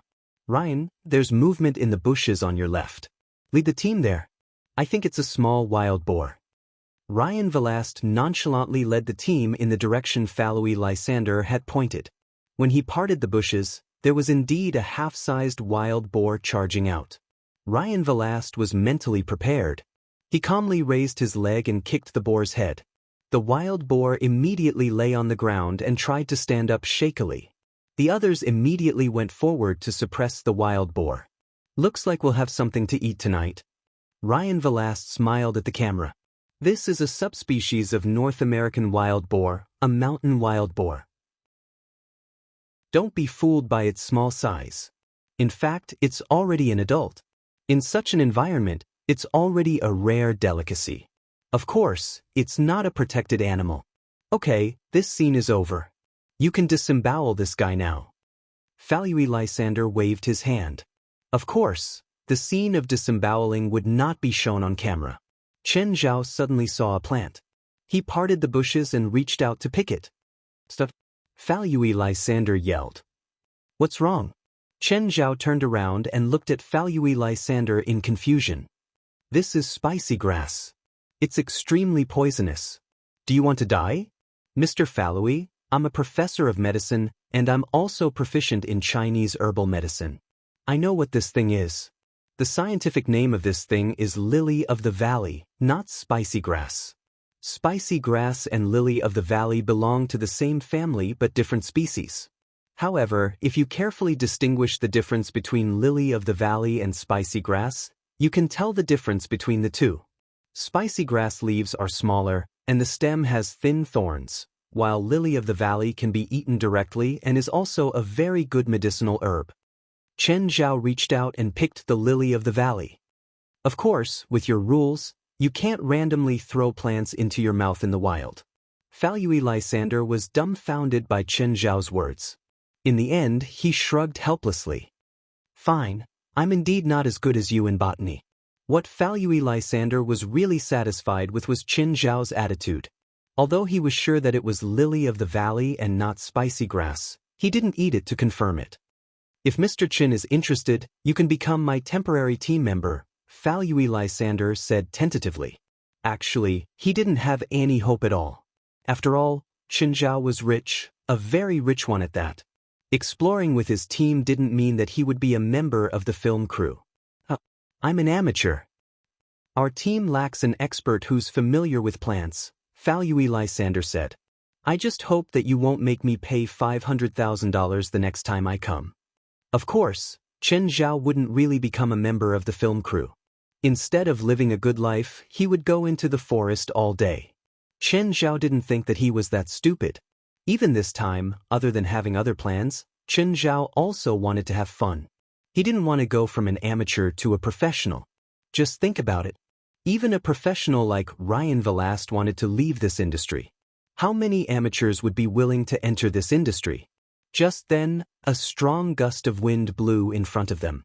It was so strong that everyone, caught off guard, fell to the ground. Apart from Chen Zhao, more than 10 people were lying on the ground. Some equipment had also fallen to the ground. The scene was a mess. Damn, where did such a strong wind come from? Sometimes, sea breezes are just that strong, Chen Zhao said with a shrug. No, the direction of the wind isn't right. Ryan Velast frowned and said, "When I came ashore just now, I already remembered the wind direction. The sea breeze just now was from the southwest, but the wind just now was blowing in the opposite direction. This wind is very unusual." "Maybe you remembered wrong," Chen Zhao said casually. "I'm a professional." "Don't doubt a professional's judgment," Ryan Velast said coldly. "Ryan, come here," Falui Lysander called. "There's something here. You're going to enter the camera." When Ryan Velast came to the front, he saw some messy rocks. The rocks had obvious marks of being carved and were covered in moss. They looked very old. Most of the rocks were half submerged in the ground, only revealing a corner. This place might have been a relic in the past. Ryan Velast started her professional speech again. She could go on and on about everything. Logically speaking, this area should be under the influence of the ancient Aztec civilization, but the patterns on the rocks look like ancient Greek style. Chapter 28:10. Lane Vilest wasn't an archaeologist. She wasn't an expert either. She just knew. As the face of an exploration film crew, he was the face of an exploration film crew. If she only has a beautiful face, even the audience would change the channel, let alone the film crew. She had both a beautiful face and enough knowledge, which added a lot of points to her career. Those who were willing to watch exploration shows would watch professional content. Those who didn't have a strong desire for exploration shows would also choose to stay because of her pretty face. A few more minutes might be enough to lure them into a trap. This was the problem of the show's popularity. Ryan Velast was the top courtesan of the exploration show in the entertainment circle, and it was not an undeserved reputation. Her biggest wish was to use this as a springboard to become a host for other shows. She might even be able to step into the entertainment industry. Chen Zhao stood at the back, avoiding a few cameras. These stones were definitely fake. He just didn't know how West and the others had done it. If Chen Zhao hadn't known beforehand, even he would have been fooled. At least, he couldn't see any flaws. Do you see this? This pattern is the typical Samra pattern of ancient Greece. Many pillars in the famous Parthenon temple use this pattern. Lane Vilest purposely raised her voice, filled with surprise and surprise. Unbelievable! This is unbelievable. Why are there Greek-style stone sculptures here? Mr. Guide, can you explain the situation here? The guide's face was filled with confusion. He'd been here before, but he hadn't seen these stones before. So, he couldn't explain at all. For the film crew and Falui Lysander, this discovery was undoubtedly a pleasant surprise. A real surprise. Of course, if they could make more discoveries, they'd really make a fortune. Once the show became popular, their team would rise to another level. There seems to be a building up ahead. Lane Vilest pointed ahead, deep into the forest. Her eyes were filled with excitement. Chen Zhao didn't know if her excitement was real or fake. Just as the team was about to continue forward, another strange wind blew. The defenseless crowd was blown away once again. The two consecutive strange gusts of wind caused everyone to feel apprehensive. This is a warning from God. We cannot proceed any further. The native guide said loudly. We can't stop filming just because of what you said, Falui Lysander said. Everyone regrouped and moved forward again. At this moment, the ground trembled slightly. Suddenly, a large number of startled birds appeared in the sky above the forest. They let out strange cries and flew away.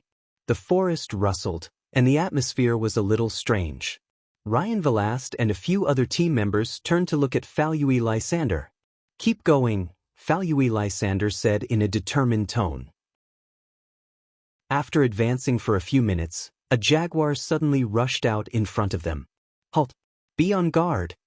Everyone broke out in a cold sweat. Jaguars were the largest feline animals on the American continent. They posed a great threat to humans, even more than brown bears and wolves. Of course, there were so many of them and some of them were armed. But even so, they were still afraid.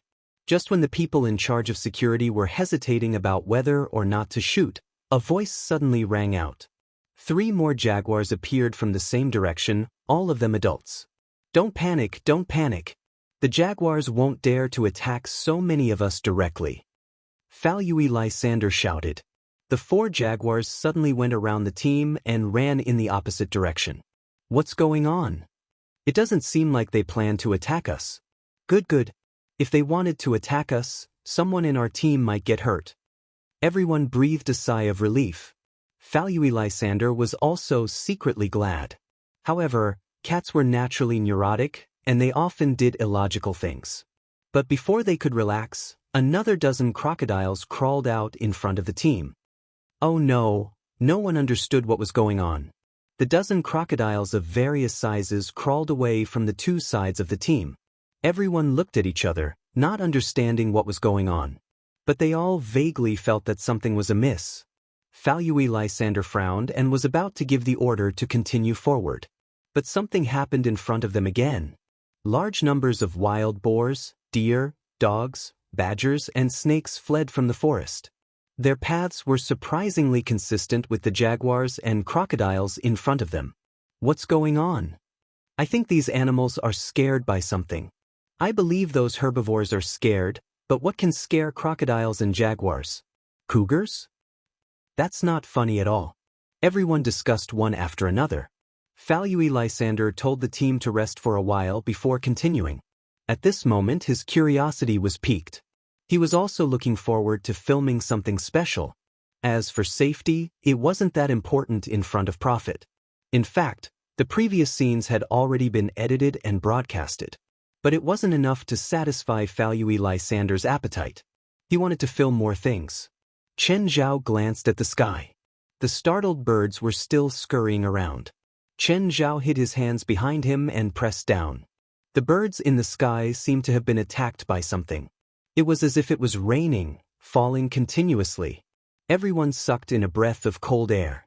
At this time, if there were still people who could not feel this strange situation, then their brains were really not fully developed.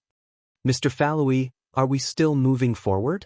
One of the members in charge of filming turned to look at Falui Lysander worriedly. "Did you record the scene just now?" Falui Lysander asked. "Then let's keep going." "But, don't you want to be famous?" Think about it. If we broadcast this, how much profit will it bring? Everyone here, you, me, all of us will be noticed by everyone. Everyone was still convinced by the future that Falui Lysander had outlined, including Lane Vilest. In fact, her desire wasn't any less than Falui Lysander's. She wanted to be famous more. There seemed to be such a chance before her. In the team, the only one who backed out was the native guide. After failing to persuade Falui, he ran out of the forest muttering to himself. When he left, Falui Lysander said, "Take a picture of that guy's back. Add some captions and cut it in later." Chapter 28:11. An escaped native guide was obviously a good gimmick. Although some people were nervous, some were uneasy. Most people still wanted to go check it out. Falui Lysander picked up a dead bird. It looked like it had been squashed to death. But how could it be squashed to death in the sky? But this was an unexplainable mystery. There might never be an answer. Just then they heard the sound of water. Not long after, everyone saw a pool of water. A waterfall rushed down from the cliff, and the sound of water they heard came from the waterfall. The pool wasn't big, probably only a few dozen square meters. There was a protruding rock in the middle of the pool. And the strangest thing was that there was a golden trident stuck in the rock. Is that the trident of the sea cucumber Poseidon? Don't joke around. That thing looks like a prop that someone deliberately placed there. Is someone messing with us? At this moment, a vortex-like black cloud appeared in the sky above the pool. With the pool as the center, it spread out in circles. Point the camera at the sky and capture this strange scene. Mr. Falui, do you want me to take down that golden trident? Ryan Velast looked at Falui Lysander with eager eyes. There seems to be something in the water, Falui Lysander said cautiously. Water? Ryan Velast frowned and looked into the water. Snake. Snake. A team member who had been close to the pool suddenly yelled and retreated. A ferocious snake had popped out of the water. Anaconda! Almost everyone in the team knew the world's largest snake. As members of the Discovery Program's crew, they had all seen an anaconda. It was the only snake in the world that had the ability to swallow an adult. Adult anacondas were generally over 4 meters long, and the largest and longest anaconda found by humans could reach 7 meters. But it was said that in the Amazon rainforest, there were even larger and longer anacondas. And the anaconda in front of them was clearly the super one. It was at least 8 meters long. Its movements weren't fast, but it carried a fatal pressure. Ryan Velast was also scared to the point of breaking out in a cold sweat. If she had risked going into the water just now, she might have been hanged by this forest serpent. One should never doubt the lethality of forest boas. Adult forest boas could even strangle water buffaloes to death. As for humans, they were not even their biggest food source. Even adult caimans were in their diet. As for the super standard senpai in front of them, its menu would be more extensive. Perhaps their eating speed was very slow, but their killing speed was absolutely top-notch. As long as a human was entangled by the anacondas, it would only take 10 seconds for the anacondas to crush their internal organs. It was as easy as a human popping an egg. Fortunately, the forest boa did not come ashore. Otherwise, it would be very troublesome to deal with this big guy. However, it was also quite troublesome in the water. The anaconda swam slowly in the pool, then climbed onto the rock in the middle of the pool, its huge body wrapped around the golden trident. It looks like the guardian of the artifact. Maybe that really is the trident of the sea cucumber Poseidon. Ooh! At this moment, a whistling sound came from above their heads. When they looked up, they saw an extremely fast black shadow flash across the treetops. However, because of its extreme speed, it was beyond the limits of what the human eye could capture. Therefore, they could not see what it was at all. Patka, you used a high-powered camera. Did you get any images? Let me see. Patka turned on the playback function of the camera. Qin Zhao frowned. He actually did not know that the person was using a high-powered camera. The black shadow just now was an elite in disguise. Qin Zhao did not know if it had been captured. Mr. Falui, I didn't get the full picture. I only saw a vague black shadow. What animal is it? A monkey? Although the number of frames is low, I can vaguely tell that it's a human shape. It's definitely not wearing clothes. It looks more like a body wrapped in grass or animal skin. Could it be the same as that giant snake, a wild beast that protects the divine artifact? Falui Lysander's eyes flashed, his expression hesitant. Everything in front of him indicated that the golden trident placed there was very likely to be the real deal. Even if it was not Poseidon's, it probably had great research value. Falui Lysander looked around. He was not willing to leave just like this. Use the gun to shoot the anaconda. Who? As soon as Falui Lysander finished speaking, a strong gust of wind blew past without any warning. Everyone swayed from side to side again. Moreover, unlike before, the gale this time was continuous. The surrounding trees were also rustling in the strong wind. Damn, where did this wind come from? Everyone could not even raise their heads. Some people even lay on the ground, waiting for the wind to stop. But before the strange wind could subside, the ground started shaking again. This time, the tremors were much more obvious than before. The water in the pond started churning too. The stone in the center of the pond was sinking, along with the golden trident. That thing is going to sink, Ryan Velast shouted anxiously. But no one could do anything. The super anaconda was still on the golden trident. Ryan Wylest's mind was blank. She wanted to be famous, no matter the cost. Just then, Ryan suddenly sped up and charged toward the pond. Ryan, come back. Falui Lysander was scared out of his wits. Was Ryan Velast seeking his own death? The supersized forest anaconda in the middle of the pool also noticed Ryan Velast. It couldn't help but raise its head and slightly open its bloody mouth. Qin Zhao frowned. Who knew where West had gotten this anaconda from? It was not the kind of pet that could be tamed. It was just a wild beast that could really devour humans.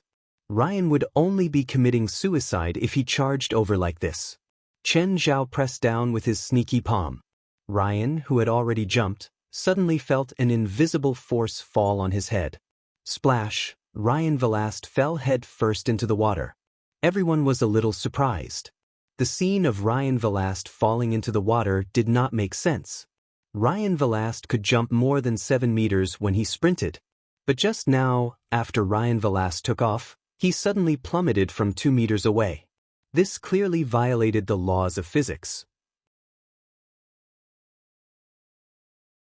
Chapter 28:12. Falui Lysander rushed to the shore and grabbed Ryan Velast. At the same time, he grabbed a rope with his other hand. Pull it back. Let go. That's our chance to become famous. Ryan Velast yelled excitedly. Ryan Velast yelled.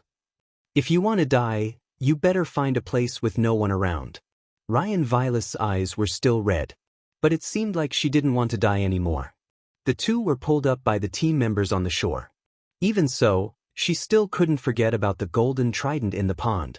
Chen Zhao also had a new view of Ryan Velast. This woman was willing to die for fame. Although Falui Lysander also wanted to be famous, he also wanted to get rich. But his desire had never surpassed his rationality. He still looked at everything rationally. He didn't view fame as more important than his life. Enough, Ryan. What we've filmed is enough for you to be famous, Falui Lysander said. Also, your actions just now can be edited to make you stand out more. Falui Lysander said. After hearing Falui Lysander's words, Ryan Velast gave a slight evaluation of the situation. However, her eyes were still filled with longing for the golden trident. But by then, the golden trident had already sunk into the pond along with the floating rock, completely disappearing. Her eyes were still filled with unwillingness. Falui Lysander and the other 2 members guarded her to the death. They were afraid that she would take things too hard and dive in. Ryan, do you want to live and enjoy the fame and fortune that comes with being famous? Or do you want me to help you receive your wealth and glory after you die? Ryan Velast cursed under his breath and finally gave up on the idea of jumping down. Seeing that Ryan Velast had given up on the idea, Falui Lysander heaved a sigh of relief. If anyone in the team died, it would be a disaster for the team. If it was Ryan Velast, it wouldn't just be a disaster. It would be the end of the world. If the host of a film team died during a filming mission, no matter what the reason was, the team would have to face disbandment. Falui Lysander suddenly looked at Qin Zhao. He realized that Qin Zhao had remained calm from the beginning to the end. Even when facing the golden trident, he still had a faint smile on his face. It didn't matter if the golden trident was Poseidon's weapon or not. At least the strange sight was real. Any normal person would have some reaction. Why wasn't he reacting at all? Feeling Falui's gaze, Qin Zhao smiled at him. Mr. Qin. Falui Lysander walked over. You're not interested in that? No, I was scared out of my wits. Don't be fooled by how calm I look now. In fact, my legs went soft just now. Is that so? Mr. Qin, your reaction seems to be different from a normal person's. Then what kind of reaction do you want me to make? Yelling? Or, like Miss Ryan, jump into the pool without a care for her life? Apart from the shock? You don't have any other ideas. So what if I want it? If I want it, can you help me get it? Can you help me deal with that big snake? Chen Zhao's words were reasonable. However, his extremely calm performance still made Falui Lysander suspicious. Nevertheless, Falui Lysander didn't pursue the question further. Fortunately, Qin Zhao didn't go crazy like Ryan Velast. Otherwise, it wouldn't end well. Falui Lysander was in charge here.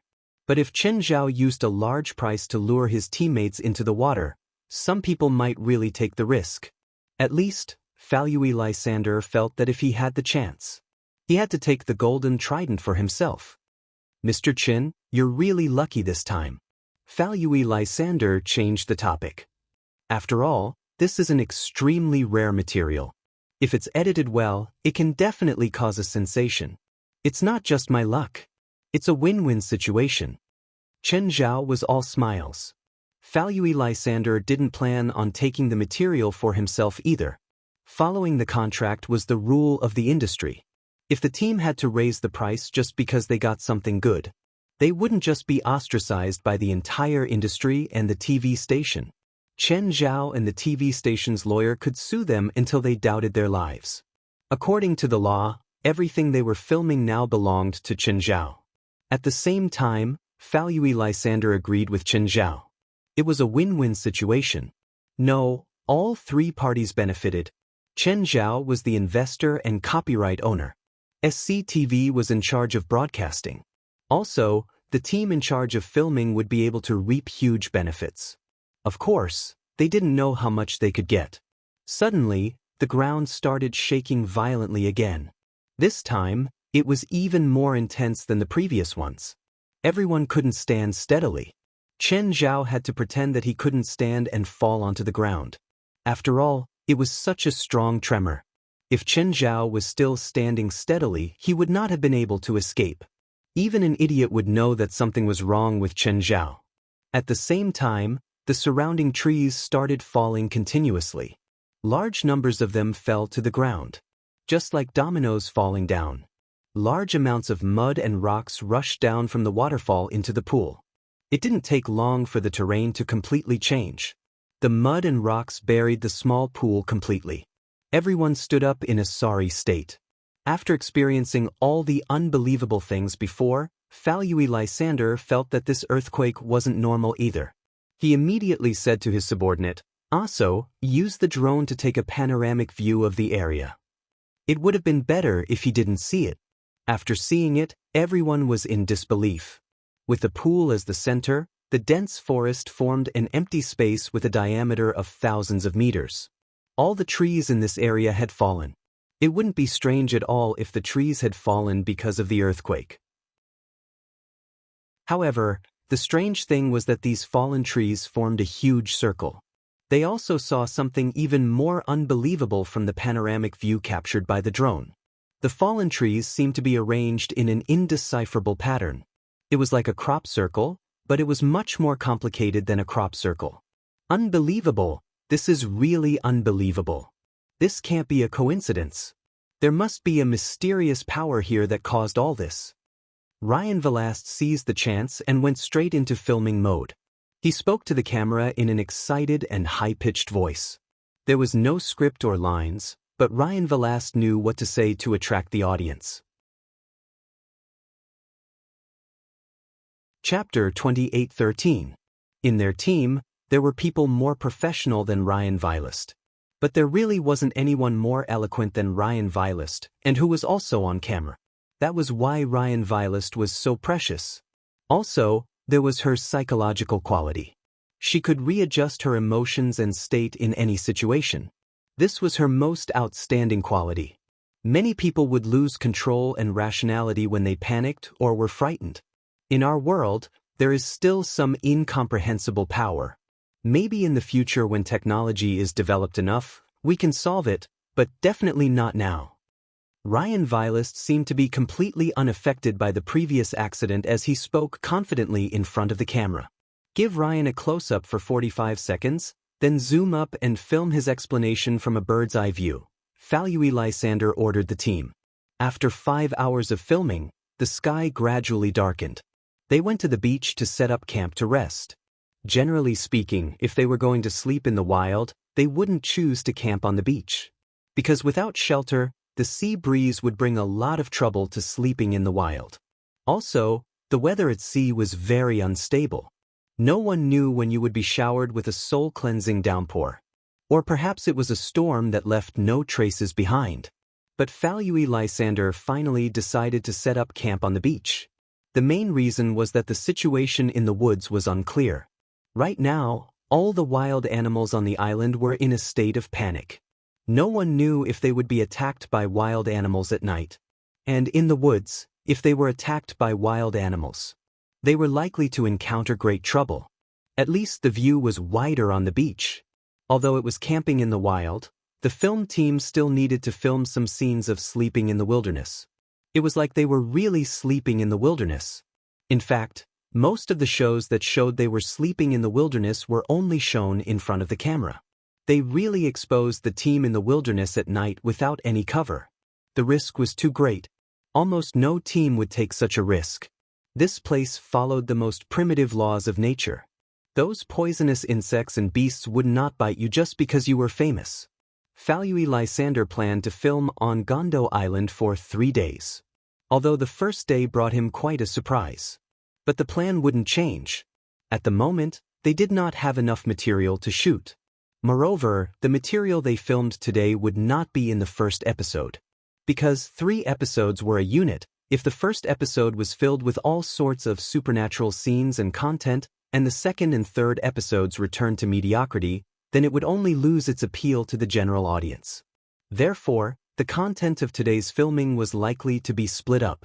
Furthermore, the truly important content would be placed in the second and third episodes. The moon was bright and the clouds were parting. The sky was extremely clear. Under the starry sky, although everyone was tired, they were still in high spirits. Chen Zhao and Falui Lysander sat on a rock and chatted. "Mr. Falui, do you still believe in the supernatural now?" Falui Lysander glanced at Chen Zhao. "Mr. Chen, did you already know that there were these things on this island?" Falui Lysander remembered that after he'd signed with SCTV had requested that his first filming location be Gongdu Island. They'd also specified that it had to be Gongdu Island. Apparently, it was a request from the investors. At the time, Falui Lysander hadn't thought much about it, but now that he thought about it, he felt that Chen Zhao probably knew this would happen. Also, when it happened, Chen Zhao's reaction was so calm that it defied logic. Shouldn't he be panicking and at a loss like everyone else? That's not important. Chen Zhao chuckled. "You got good material and I can recoup my investment. SCTV can get good ratings. That's the result of making a profit, right?" Chapter 28:14. Falui Lysander had guessed. Everything that had happened today might have been Chen Zhao's plan. But some things could be arranged. Some things definitely couldn't be arranged with current technology. For example, an earthquake of that magnitude was enough to be used as a weapon. If there really was such a weapon, it would definitely cause a world war. Even if there was, Chen Zhao couldn't get it. Also, the strange phenomenon of the ring-shaped clouds in the sky didn't seem man-made either. Suddenly, Falui Lysander heard someone exclaim. Falui Lysander didn't know what was going on. Then, he heard the howls of beasts in the forest. The most obvious was the howl of wolves. There were also many beasts that he had heard before and some he hadn't. Falui Lysander immediately stood up. Camera! Turn on the camera and record the scene in the forest. Turn on the recording device too. Head, look at the sea." Falui Lysander turned to the sea in surprise.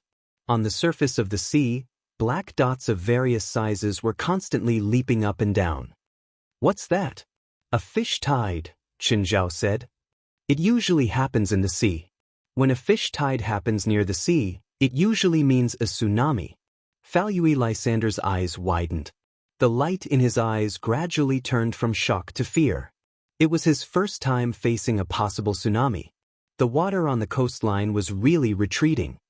"Everyone, retreat into the forest immediately and find a high place.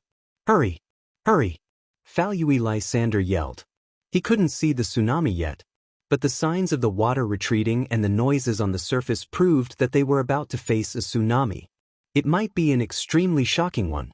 Thankfully, Gongdu Island wasn't big, but there were many high places. They soon found a place to stop on a mountain that wasn't too tall or short. Just then, They could see a white line on the coastline under the moonlight and starry sky. The tsunami was really coming. "I think it's 20 meters," a team member said. However, the tsunami was still very far away. He didn't have professional tools to measure it. He could only judge based on his own senses. What was 20 meters? It was close to the highest tsunami in history. In human terms, it was about 6 stories tall. A 6-story tall tsunami was definitely in existence that could destroy anything. The first thing that came into contact with Gyeongdu Island was not the tsunami, but the howling wind. At the same time, the tsunami also brought along a huge airflow. All the trees on the island were blown over. The heavy responsibility at the top of the hill could only lie on the ground. He couldn't even lift his head due to the strong wind. Only the cameraman, who was in charge of operating the camera, continued to shoot. Chen Zhao secretly took care of them. After all, Chen Zhao had created such a big scene. It wasn't just for them to see. It was for the TV audience. When the tsunami reached the coastline of Gyeongdu Island, everyone was shocked. Because it was not a 20-meter tsunami, but a 40-meter tsunami. Of course, with the height they were at, there was no need to worry about tsunami attacks. Unless the tsunami could reach 100 meters. However, if there really was a tsunami of 100 meters, they basically didn't have to worry about the tsunami because they might have to worry about the end of the world. For them, a 40-meter tsunami was no longer a tsunami, but a historical event. They were facing the emergence of a new historical record. The entire Gyeongdu Island trembled in front of this tsunami that represented historical records. What's that? Everyone looked over.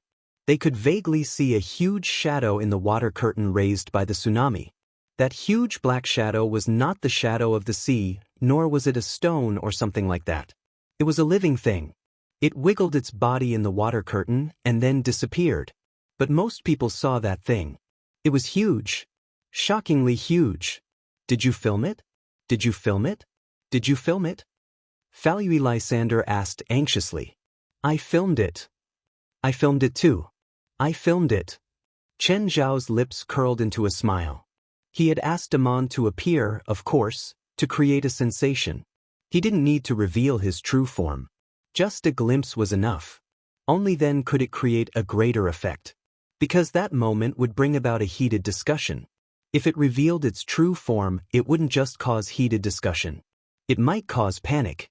In the past 6 months, Amon hadn't grown bigger. Instead, he'd shrunk. At his peak, Amon was more than 1,000 meters tall and weighed almost 1,000,000 tons. As a result, he could only move around the Mariana Trench. Because he was in shallow waters, a flip would cause a huge wave. So, there had been some video sightings last year. Of course, those sightings were huge waves that appeared out of nowhere. But half a year ago, his power had increased by leaps and bounds. The sudden increase in power had caused his body to grow in reverse. In his normal state, his length had shrunk to around 500 meters. His weight had also decreased to 300,000 tons. He was 68 meters tall. He also had the ability to change his body shape, but it couldn't last long. He could shrink his body to 200 meters, but that could only last for 30 minutes. The glimpse just now was what he looked like when he shrunk to his limit. Although it was only 200 meters, he was already a giant. No creature on Earth could grow to this level. Chen Zhao had Amon shrink mainly because the tsunami couldn't accommodate his body. If he was released in his normal 500-meter tall form, the tsunami wouldn't be able to cover his height. He would be taller and longer than the largest ship in the world. Falui Lysander trembled in the strong wind. But it wasn't because of fear. It was because of excitement. This was an unprecedented event, And he was the one who recorded it and discovered it. He, as well as his team, would gain both fame and fortune from this. Falui Lysander looked at Chen Zhao subconsciously. Chen Zhao also looked at him and gave him a smile. He seemed to be mouthing, "Good job." Falui Lysander frowned, but he didn't think too much about it. Chen Zhao's calm reaction was indeed unusual.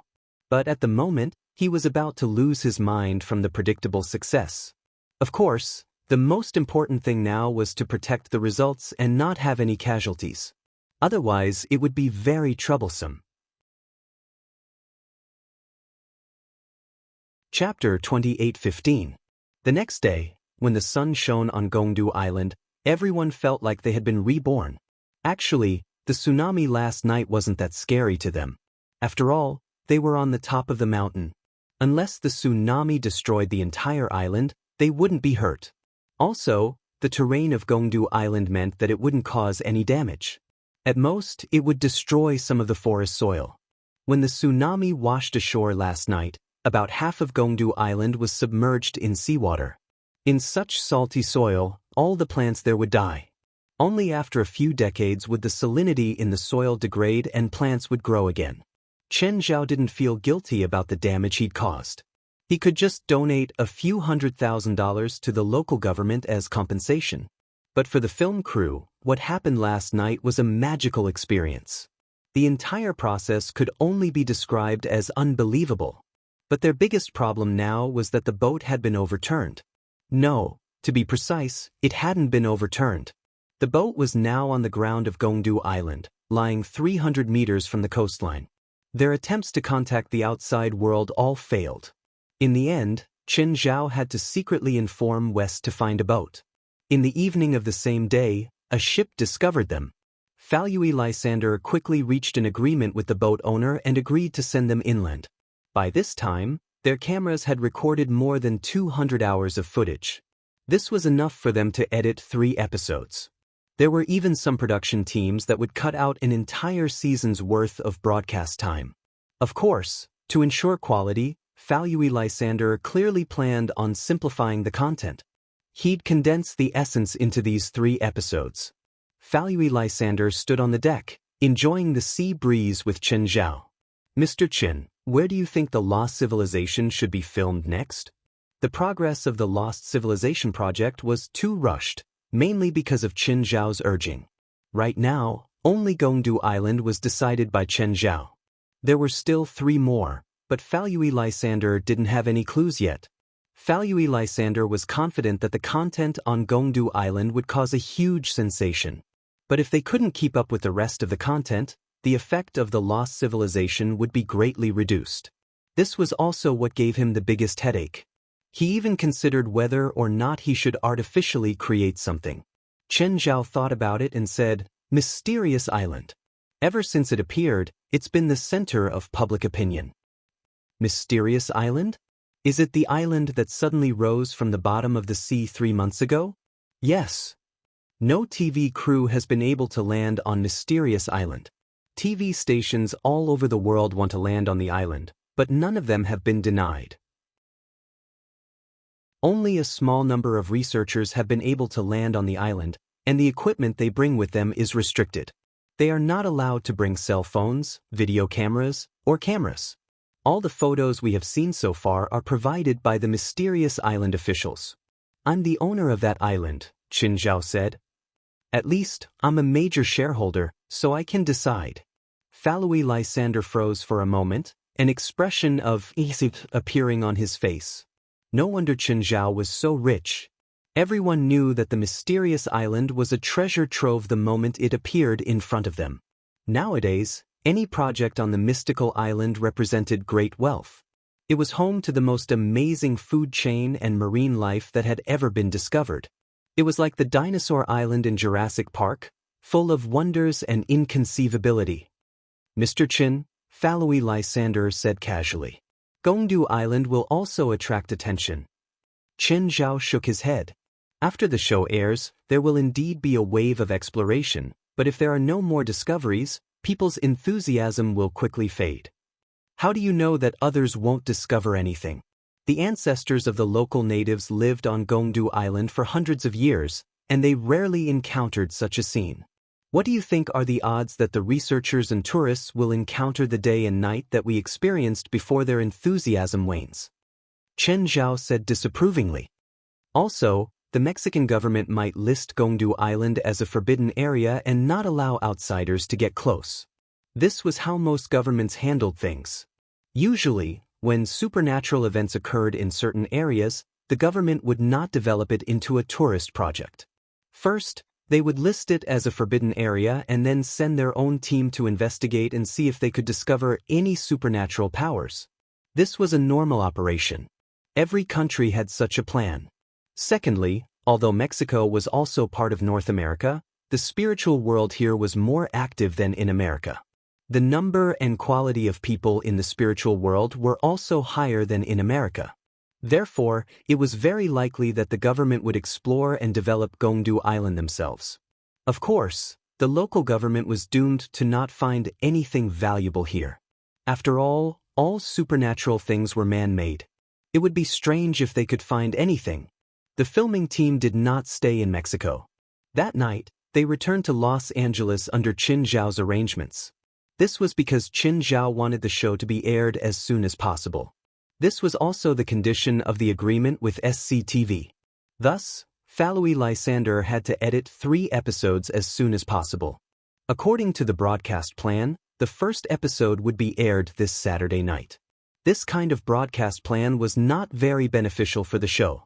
There was no previous promotion. Even the trailer was cut at the last minute. The broadcast time was less than a week. It was too rushed for the show.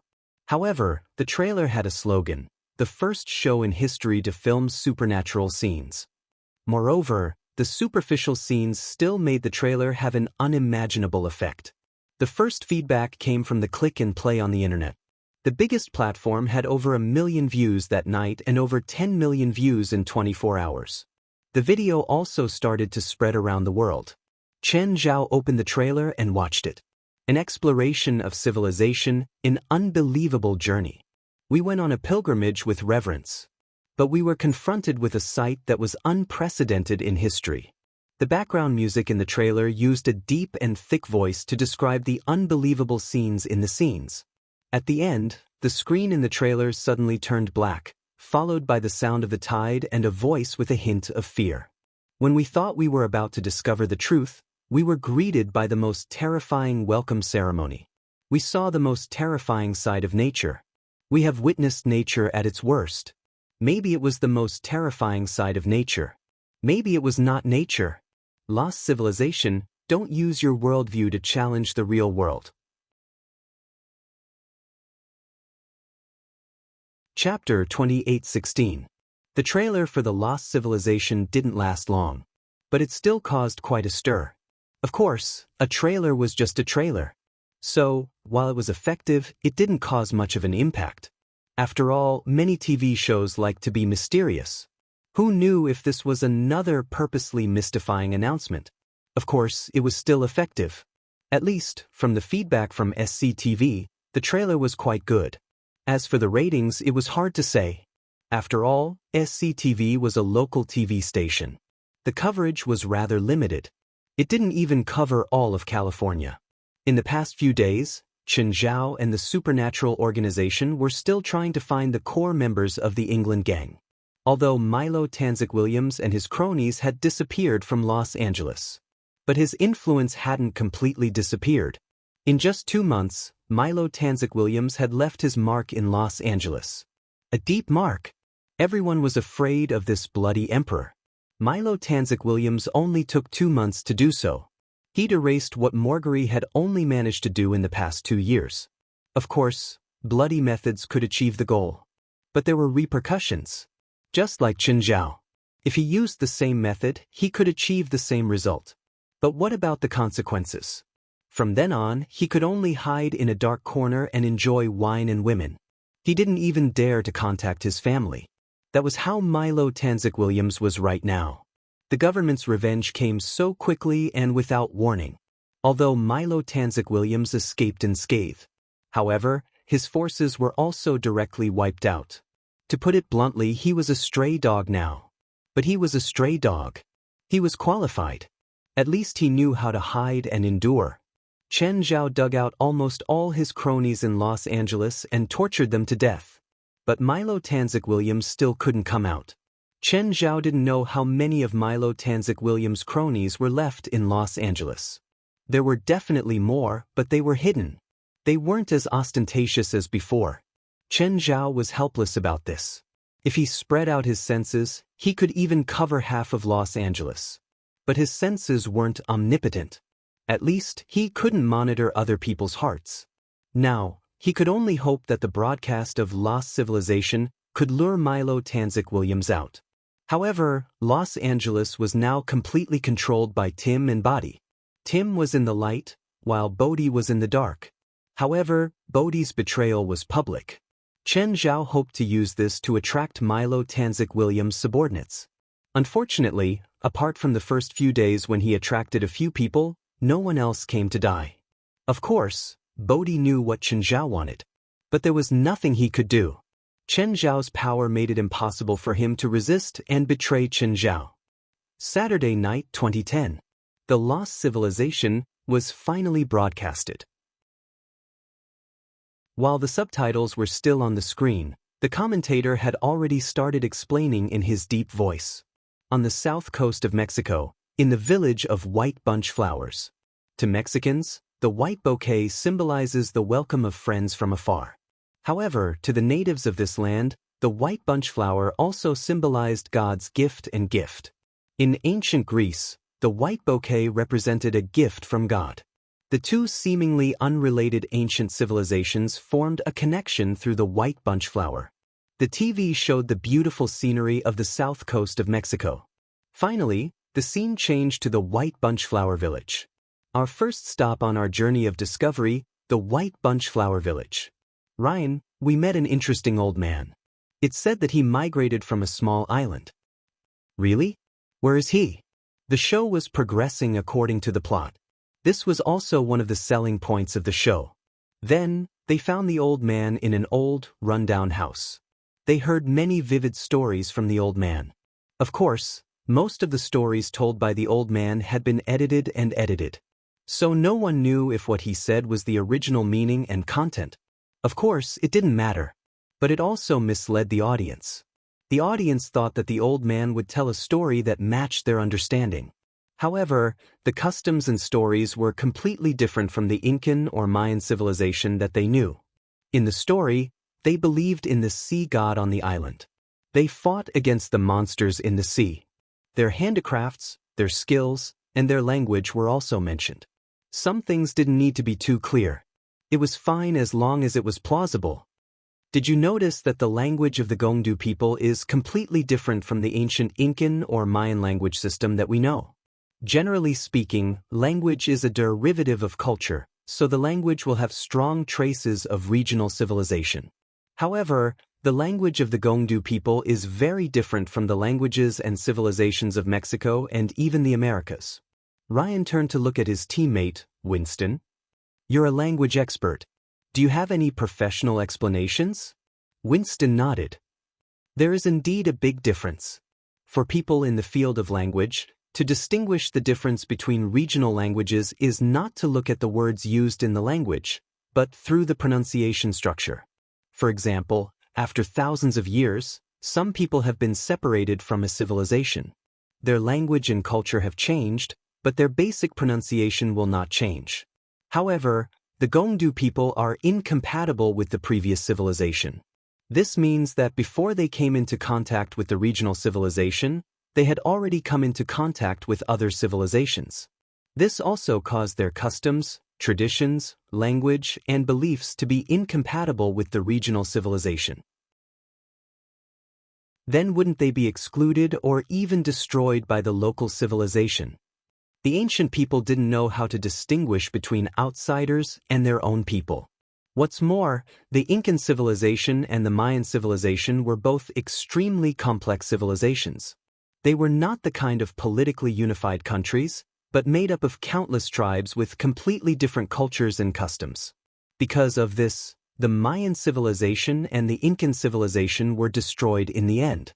As a tribal society, the population base was too small to reach the level of a country. Perhaps there were smart people or even geniuses among them, but these smart people and geniuses couldn't adapt to the environment at all because in that kind of social environment, only the strong were qualified to survive, not the smart. From the perspective of people in our era, of course, we know that the strong are responsible for protection and the smart are responsible for development, But the people of that era didn't understand. Maybe we should go to Gyeongdu Island to take a look. Maybe there will be more discoveries.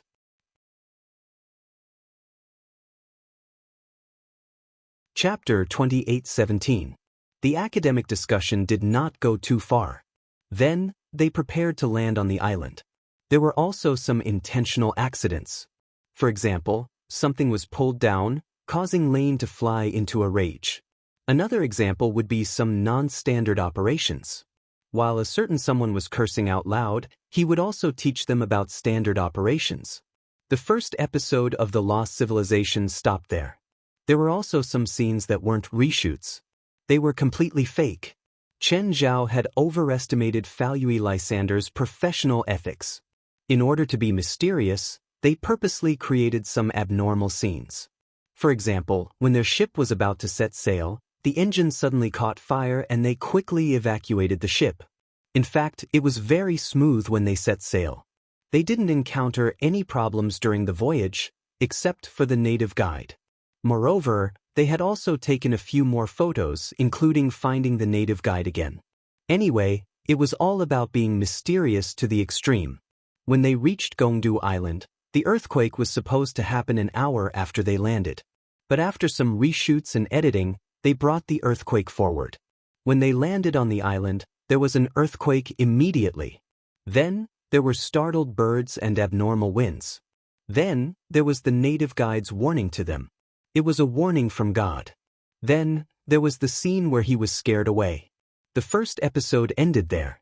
One had to admit that if Falui Lysander went to Hollywood to film a horror movie, the effect would definitely be good. At least, he was an expert in creating an atmosphere. It left enough suspense, and at the same time, created a strange and bizarre atmosphere. Finally, after the subtitles, there was another sentence. This show is completely real. There is no fiction. This sentence was amazing. The audience would just treat it as a story. In fact, some shows would pretend to be exploration shows. Then, they would arrange some supernatural scenes to attract attention. However, that kind of specious supernatural experience was obviously incomparable to Lost Civilization. Let's not talk about the reshoots first. Just the actual earthquake, the flock of startled birds, and the abnormal wind direction that came without warning gave the audience a different feeling. Mr. Chen, congratulations. This is unbelievable. Do you know what our ratings are tonight? Scully called and his tone was filled with surprise. At the moment, Qin Zhao had just finished watching The Lost Civilization. However, he didn't look too excited. To be precise, he wasn't very happy at the moment. Because Falui Lysander didn't do as he asked. Chen Zhao wanted the first episode to have content that clearly pointed to ancient Greek civilization. However, Chen Zhao didn't see anything about this from the beginning to the end. Did Chen Zhao expect those gangsters to be familiar with ancient Greek culture and guess that it was ancient Greece from the bits and pieces of the show? Chen Zhao didn't care about the ratings. He didn't care about profits or losses. He didn't even care what else was going to happen next. He wouldn't care even if the show stopped after these 3 episodes. Chen Zhao had invested in Lost Civilization. The goal was to lure Milo Tanzik Williams and his men out. In the end, Milo Tanzik Williams was not lured out. The ratings were surprisingly high.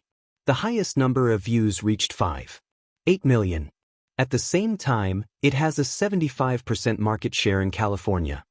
Scully didn't hear Chen Zhao's reply. He thought that Chen Zhao was feeling the same way he was. Therefore, he said to himself, now, there are already 2 TV stations that are part of the top 5 that hope to import Lost Civilization. Mr. Chen, do you need me to talk to them? I'm very experienced in this field. No need. Chen Zhao's face darkened. I'm tired. That's all. With that, Chen Zhao hung up. On the other end, Scully was stunned. What happened? Why did he feel that the Chinese guy was unhappy? Did he say something wrong? Scully thought back, but he really didn't know how he'd offended Chen Zhao. When he called again, he realized that the line was busy. After hanging up, Chen Zhao called Falui Lysander. Mr. Lysander. Mr. Chen, hello. Did you watch tonight's show? What do you think? I'm very dissatisfied, Chen Zhao said directly. You don't seem to have listened to me. What? Mr. Chen, I don't understand. I've said it before. The first episode has to be about ancient Greece. I've already laid the groundwork with some clues that point to this content, but time is limited. I can't directly tell the audience about ancient Greece. This requires a gradual progression of the plot, and I feel that this kind of arrangement will leave more suspense and attract more viewers. I don't want to attract more viewers. I don't need this show to make money. I have my own requirements. If you can't meet them, then you're not qualified. Chen Zhao's words were extremely harsh. He rarely got so angry at someone. You better understand one thing. I'm the boss. I don't want this to happen again. Thankfully, Chen Zhao was still able to control himself. After a few complaints, he softened his tone. Is the second episode's post-production done? Fal Yui Lysander didn't understand why Chen Zhao was so angry. Judging from the effect of today's broadcast, it should be very good. Scully had also called him earlier. He didn't understand why Chen Zhao was so unhappy. Was it because he didn't absolutely follow Chen Zhao's requirements? To him, Chen Zhao's requirements were very unreasonable and unprofessional. The content about ancient Greece was a gimmick. If it was set up properly, it could cause a sensation. It could even cause an academic sensation in the archaeology world. Then, it could cause a craze for the general audience from the academic world. Then, the show would be pushed to the peak. Not like what Chen Zhao had requested. Just bring out the content about ancient Greece directly. This would reduce the suspense and fun by half. Let me ask you, Chen Zhao asked in a low voice.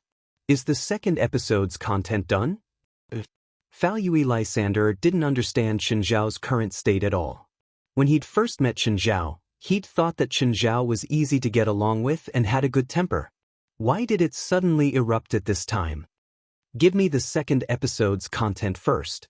I need to confirm it. Chapter 28:18. Fal Yui Lysander was hesitant. If he rejected Chen Zhao now, it would mean that they were going to fall out. It would also mean that he would have to go against Chen Zhao in court. Just then, Fal Yui Lysander recalled the contents of the three-party contract. The compensation for breach of contract was 15 times the amount of the investment. The investment was 20 million. This meant that if he lost in court, he would have to pay 300 million. He couldn't even pay 3 million, let alone 300 million. In the end, his rationality won over his hesitation. Going against a rich person in court was a very unwise decision. Plus, he'd violated the contract first. He was digging his own grave.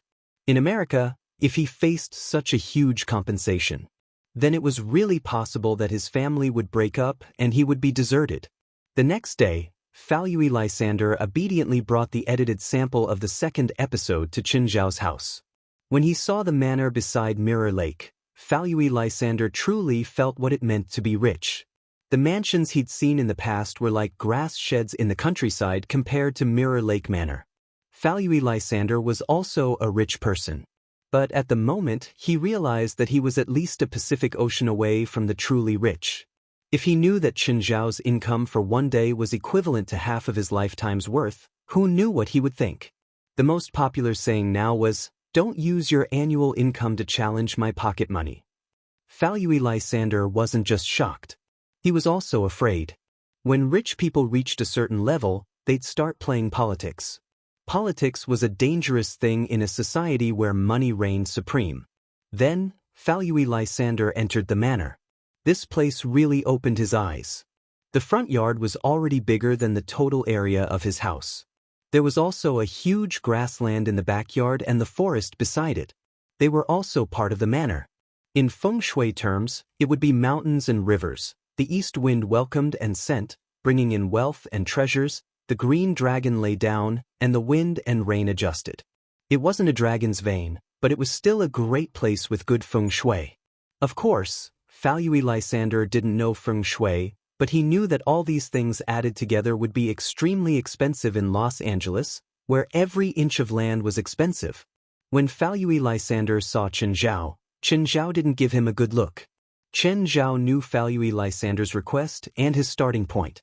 However, Chen Zhao didn't like it when people thought they were right, especially when she ignored his request. This was the dissatisfaction of a consumer towards all the good intentions. Please take a seat, Mr. Farage. Chen Zhao took the sample and put it in the player. Fallowy Lysander looked a little uneasy as he watched the broadcast content that he had personally reviewed. In fact, the sample that was being played this time was edited by him and his team last night. He also added some things, which were what Chen Zhao had requested before the first episode was aired. Actually, the second episode was supposed to be analyzed. However, he would still hold back. But because of Chen Zhao's forceful request and attitude, she couldn't help but cry. Still, he added more content to the story. While watching, Chen Zhao kept his face covered. When the video ended, Chen Zhao's expression softened. Chen Zhao finally smiled. Mr. Fallowy, I'm very satisfied with the content of the second episode. I'm sorry for my attitude before. Mr. Chen, you must be joking. You're my boss now. You have the right to request anything from me. I should be the one apologizing. No one knew what Fallowy Lysander was thinking. However, at least he gave in on the surface. Going against Chen Zhao head-on wouldn't do him any good. Chen Zhao didn't care if Fallowy realized his mistake or not. Chen Zhao would only have a short interaction with Fallowy anyway. After the filming of the show, she and he would be people from two different worlds. As long as Fallowy could give him what he needed and the result he wanted, it would be fine. The first episode had already been aired. No matter how angry Chen Zhao was, it wouldn't change anything. Shedding all pretense of cordiality with Fallowy Lysander would allow him to vent some of his anger. However, it wouldn't change the situation at all. Moreover, his investment and time would be wasted. So, Chen Zhao decided to forgive Fallowy Lysander this time. Mr. Chen, I have a question. Is it convenient for you to answer it? What is it? I can't guarantee that I can answer it. Mr. Chen, I think you're a rational person. You should know that the content I arranged is the best choice. Why do you have to solve the mystery of ancient Greece? I said that I'm not investing in this show for profit. You can treat it as interest if you accept this explanation. Of course, if you don't, I won't give you another answer. This answer clearly wasn't the real reason. Of course, Fallowy Lysander wasn't satisfied. Chen Zhao had pretty much said, I'm just finding an excuse to brush you off. It didn't matter if you accepted it or not. Fine, Fallowy Lysander replied helplessly. Fallowy Lysander didn't stay for long. He found an excuse and left. Chen Zhao didn't plan on asking Fallowy Lysander to stay for lunch either. Portia, Zephra, and Navika Lena came one after another. Chen Zhao left the kids to his 3 assistants. Then he went out. He'd been back for more than 2 weeks. Chen Zhao had always left Xiao He with Ethan. Before bringing her out, Chen Zhao had said that she wouldn't have anything to do with him anymore. But she was still half on his side. As long as it was within his power, he would help her if he could. West had said that he wanted to interact with her. But then, he said that he would let her live peacefully. There was no need to drag her into trouble. When Chen Zhao arrived at Ethan's motel, he saw Xiao He sitting on the stairs in a daze. Hey, did Ethan kick you out? Chen Zhao teased. Of course, Chen Zhao believed that Ethan wouldn't do that. Ethan valued money as much as his life, but he still had morals. Xiao He raised her head and looked at Chen Zhao. Mr. Chen, how come you're here? Xiao He looked at Chen Zhao listlessly. She'd gotten over her initial unfamiliarity with going abroad. She was basically familiar with the environment and had gone out with Li Qing a few times. Actually, she didn't have much interest in LA was an international metropolis, but it wasn't much better than Shanghai. Right now, she was just lacking in spoken English, but basic communication was fine. I'm here to see an old friend and see if you've been sold. Chapter 28:19. Xiao He didn't react too excitedly to Chen Zhao's joke. She didn't even bother to retort. Instead, she continued sitting on the stairs, holding her chin with a worried expression. Tell me what's bothering you. Share it with me. I submitted my application to UCLA a few days ago, Xiao He said, frowning. I don't know if I can pass the first round. Her results in China were pretty good. But she really didn't have much confidence in her application this time. She was waiting for a response from UCLA. This process was too torturous for her. Which UCLA campus? LA. When did you submit your application? I'll check for you. 4 days ago. It's March 2nd, right? Chen Zhao took out his phone and called right. Hi, darling. How are you? Not good at all. I recently got C2H6O deficiency syndrome. Chen Zhao froze. Fuck, you just don't have alcohol. You're almost 100 years old. Who dares to let you drink every day? Then I'll send you 2 bottles tomorrow. Say it. What's up? Wright was very decisive. Since she was getting benefits, it was time to get down to business. Chen Zhao definitely wouldn't call her at this time to say hello. Usually, Chen Zhao would only visit her in the afternoon. He would go to school personally. Calling her at this time definitely meant that he had something important to talk about. I have a friend who submitted an application to the school.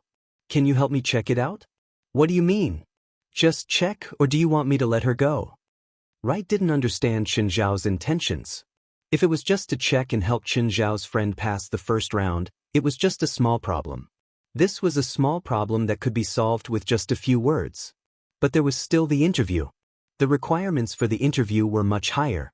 Under normal circumstances, the requirements for UCLA's LA campus weren't as simple as being excellent in both academics and conduct. Being excellent in both academics and conduct was just the basic requirement. If Wright wanted to use her connections, she could pass no matter what the results were. But the prerequisite was that Chen Zhao had to sponsor some money. I just want to give her an interview. Chen Zhao didn't plan on helping Xiao He get in directly. If she just wanted to waste time, it didn't matter where she went. Staying in Ethan's motel and doing nothing was the same as staying in the dorms. If she really had the ability, then she would rely on her own ability to pass the interview. That was also her ability. Sure, what's your name? Yi He. Chen Zhao turned around and looked at Xiao He. How old are you? After graduating from Jiaotong University, I applied for the Department of Construction Engineering. 21, Xiao He replied. Chen Zhao then told them about Xiao He's basic information. The application was submitted on March 3rd. All right, I'll take a look and arrange an interview for her as soon as possible. After thanking him, Chen Zhao hung up and turned to look at Xiao He. Hey, get ready. There should be a notification in 2 days, Chen Zhao said. You better be at your best. Xiao He was naturally very grateful to Chen Zhao. But what followed was even greater panic. After all, the application was just waiting, and the interview would be more challenging. If she really had a fearless mentality, she wouldn't have been so anxious when she was applying. The interview was obviously an even harsher test.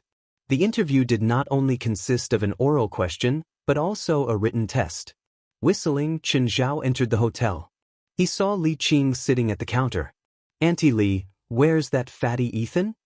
He went out, Li Qing said. Chen Zhao, after you took Xiao He away for a few days, a few unfamiliar faces appeared nearby. They're all Chinese. They're probably here for Xiao He. Chen Zhao raised an eyebrow. Xiao He's domestic enemies are all here? I think so. Auntie Li, are you sure they're here to kill Xiao He?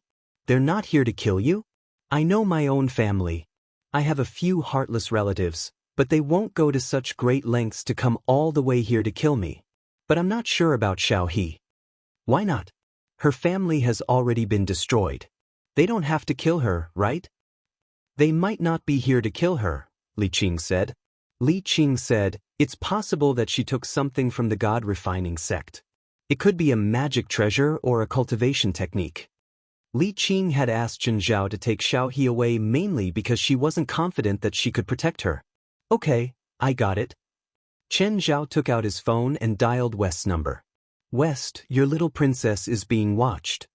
What happened? West had wanted to meet Xiao He before. But after some consideration, he didn't want to disturb Xiao He's normal life. That was why he didn't show up. In the end, his idea had just been implemented. Xiao He had gotten involved in the conflict of the spiritual world again. Chen Zhao didn't plan on interfering. Not long after, someone came outside. It was Nagasaka Reiko from the supernatural organization. West had sent her. Because other than Qin Zhao, Nagasaka Reiko was the only Asian in the organization. He felt that since they had the same black hair and eyes, he would feel more at ease when interacting with Xiaohe. However, West didn't know that Xiaohe had just come out of China and was a fugitive. Therefore, she was especially sensitive to strangers with the same skin color. When Nagasaka Reiko walked toward Xiaohe, Xiaohe's body was already tense. Niho. Nagasaka Reiko was about to speak. Suddenly, Xiaohe turned and ran. Nagasaka Reiko froze. What was going on? Was she that scary?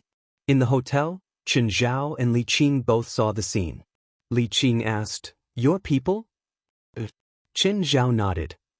Did Xiaohe get attacked recently? Why is she reacting so violently? No, but she probably sensed the situation. Yesterday, she said she was going to rent a house outside. She probably doesn't want to drag me and Ethan down. Chen Zhao glanced at Nagasaka Reiko. Chase after her. What are you waiting for? Nagasaka Reiko immediately chased after Xiaohe. Xiaohe looked behind her and realized that Nagasaka Reiko was very fast. She was scared out of her wits and didn't dare to stop. Nagasaka Reiko complained. Speed wasn't her forte. Her current speed was indeed extraordinary, but she couldn't keep it up. After thinking for a while, Nagasaka Reiko thought of a solution. Mantra, Wind Sickle Power. Wind Sickle was a Japanese monster transformed from the wind. It hid in the wind. It was very similar to a meerkat, but it was a different type of monster. Meerkats were also wind elemental monsters, but one was an animal-type monster, while the other was an elemental monster. The mantra spell that Nagasaka Reiko used was similar to China's Divine Strike. Chapter 2820. Huaxia's Godly Strike borrowed the power of immortals. Dongying's mantra borrowed the power of monsters. Of course, there wasn't much difference between the two. Maybe there was a big gap between the strength of monsters and immortals, but most of them exceeded the upper limit of human beings. Secondly, the upper limit of the power that humans could bear was also limited. It was like a person going to the bank to borrow money. There wasn't much difference between finding a bank with a total assets of 10 billion and a bank with a total assets of 100 billion.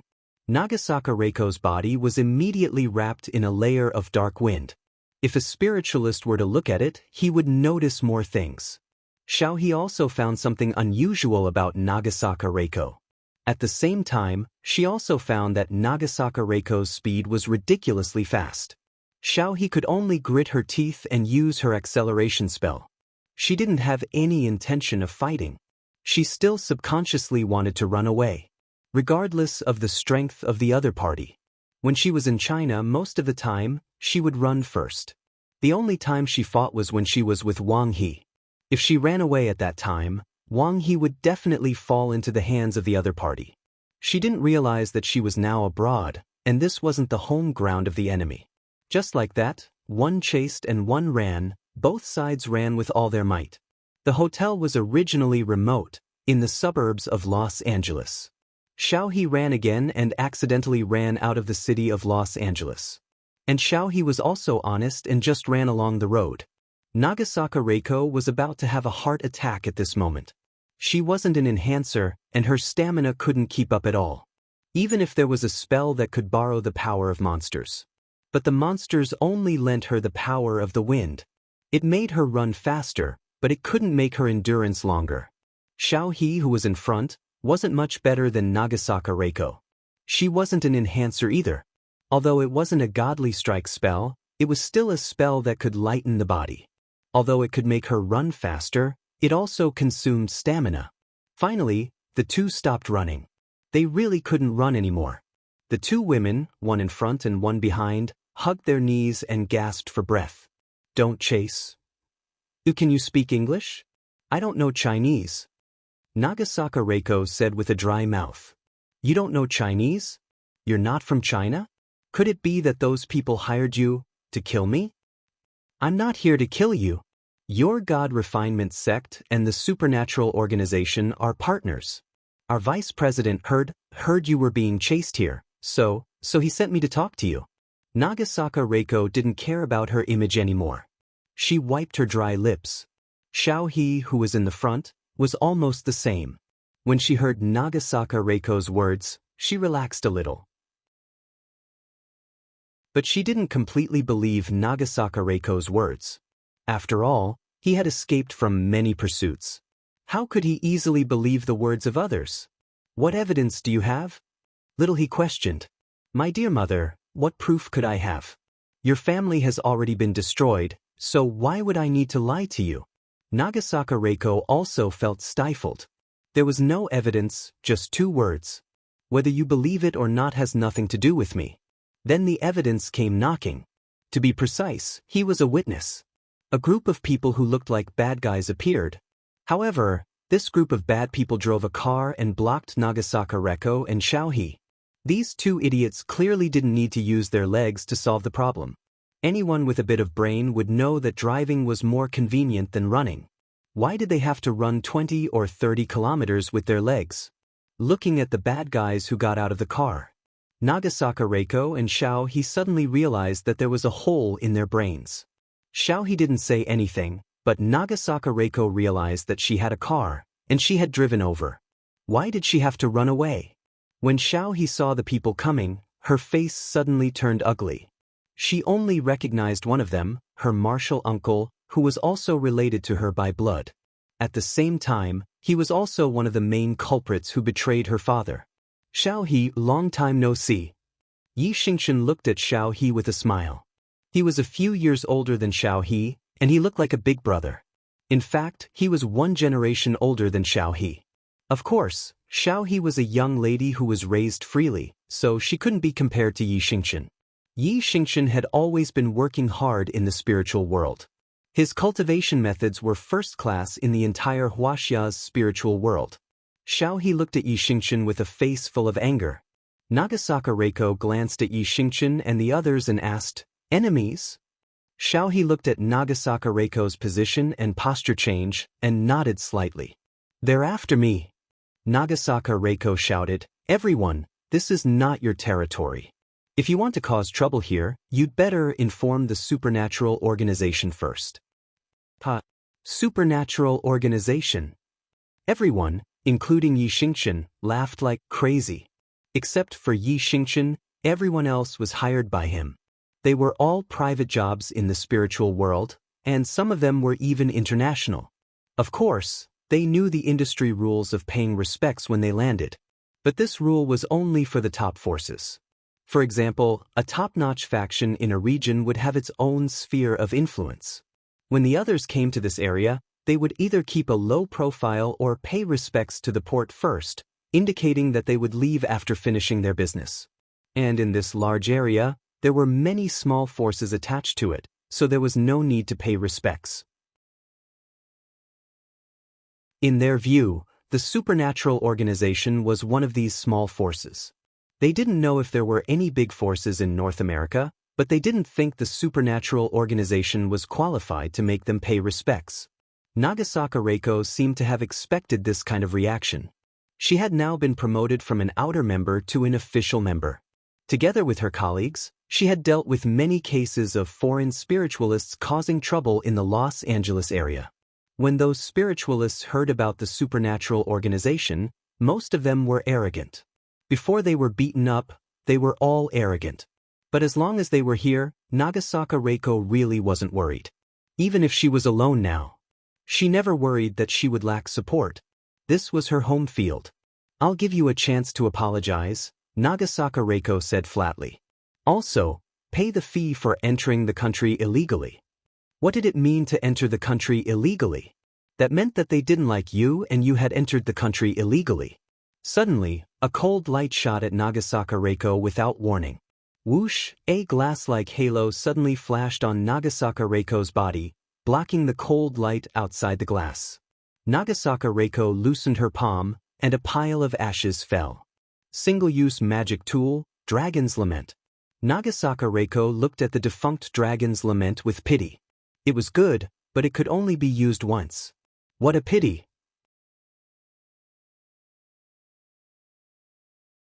Chapter 28-21. It was Ruan Faxbin's proudest work. Of course, apart from the outrageously high price of the magic materials, it also contained Ruan Faxbin's design and philosophy. Unless it was an attack that exceeded a certain limit. Most of the time, Dragonbone's Sorrow could block most attacks. Its upper limit was about 60% of a dragon's attack power. Its defense was very, very shocking. Apart from its high price, there was another disadvantage. It was a consumable item. Forget about Ruan Faxbin's labor and time cost. The price of the magic materials alone was the same as a top-end Porsche 911. Nagasaka Reiko felt that it was a pity. After all, this thing had helped her block many magic attacks. She didn't expect it to be scrapped here. But the attack just now was indeed not weak. Although Dragonbone's Sorrow had already lost 70% of its defense, it still had 20% left. However, at the very least, 2 or 3 points of the Dragonbone's Sorrow remained intact. With a single attack, the Dragonbone's Sorrow's final bit of defense disappeared. This was enough to prove the power of the attack.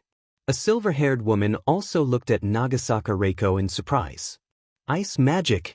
She was a spiritualist from Greenland, Artli Mace. She also had a special bloodline. She could absorb the cold air in the air. Every time she left Greenland for a mission, she would absorb enough cold air. The cold air could multiply the power of her ice magic. She was confident that the attack just now could freeze the girl into a block of ice. But under her confident attack, the girl was actually unharmed. Artli Mace walked forward. "Can I play with this girl?" "Go ahead." Yi Xingchen was quite relaxed. If it was a place with strong forces in the spiritual world, they would usually end the battle quickly. There was rarely time for people to entertain themselves. Take the Huaxia region as an example. In the entertainment industry there would be someone who would stand up for injustice at any time. Once, a foreign organization had chased them all the way to a small village in China. In the end, a farmer with a hoe kicked a group of spiritualists until they couldn't take care of themselves. Plus, Chen Zhao was nearby. Nagasaka Reiko wasn't scared at all. Right now, she was thinking, whoever is scared is a coward.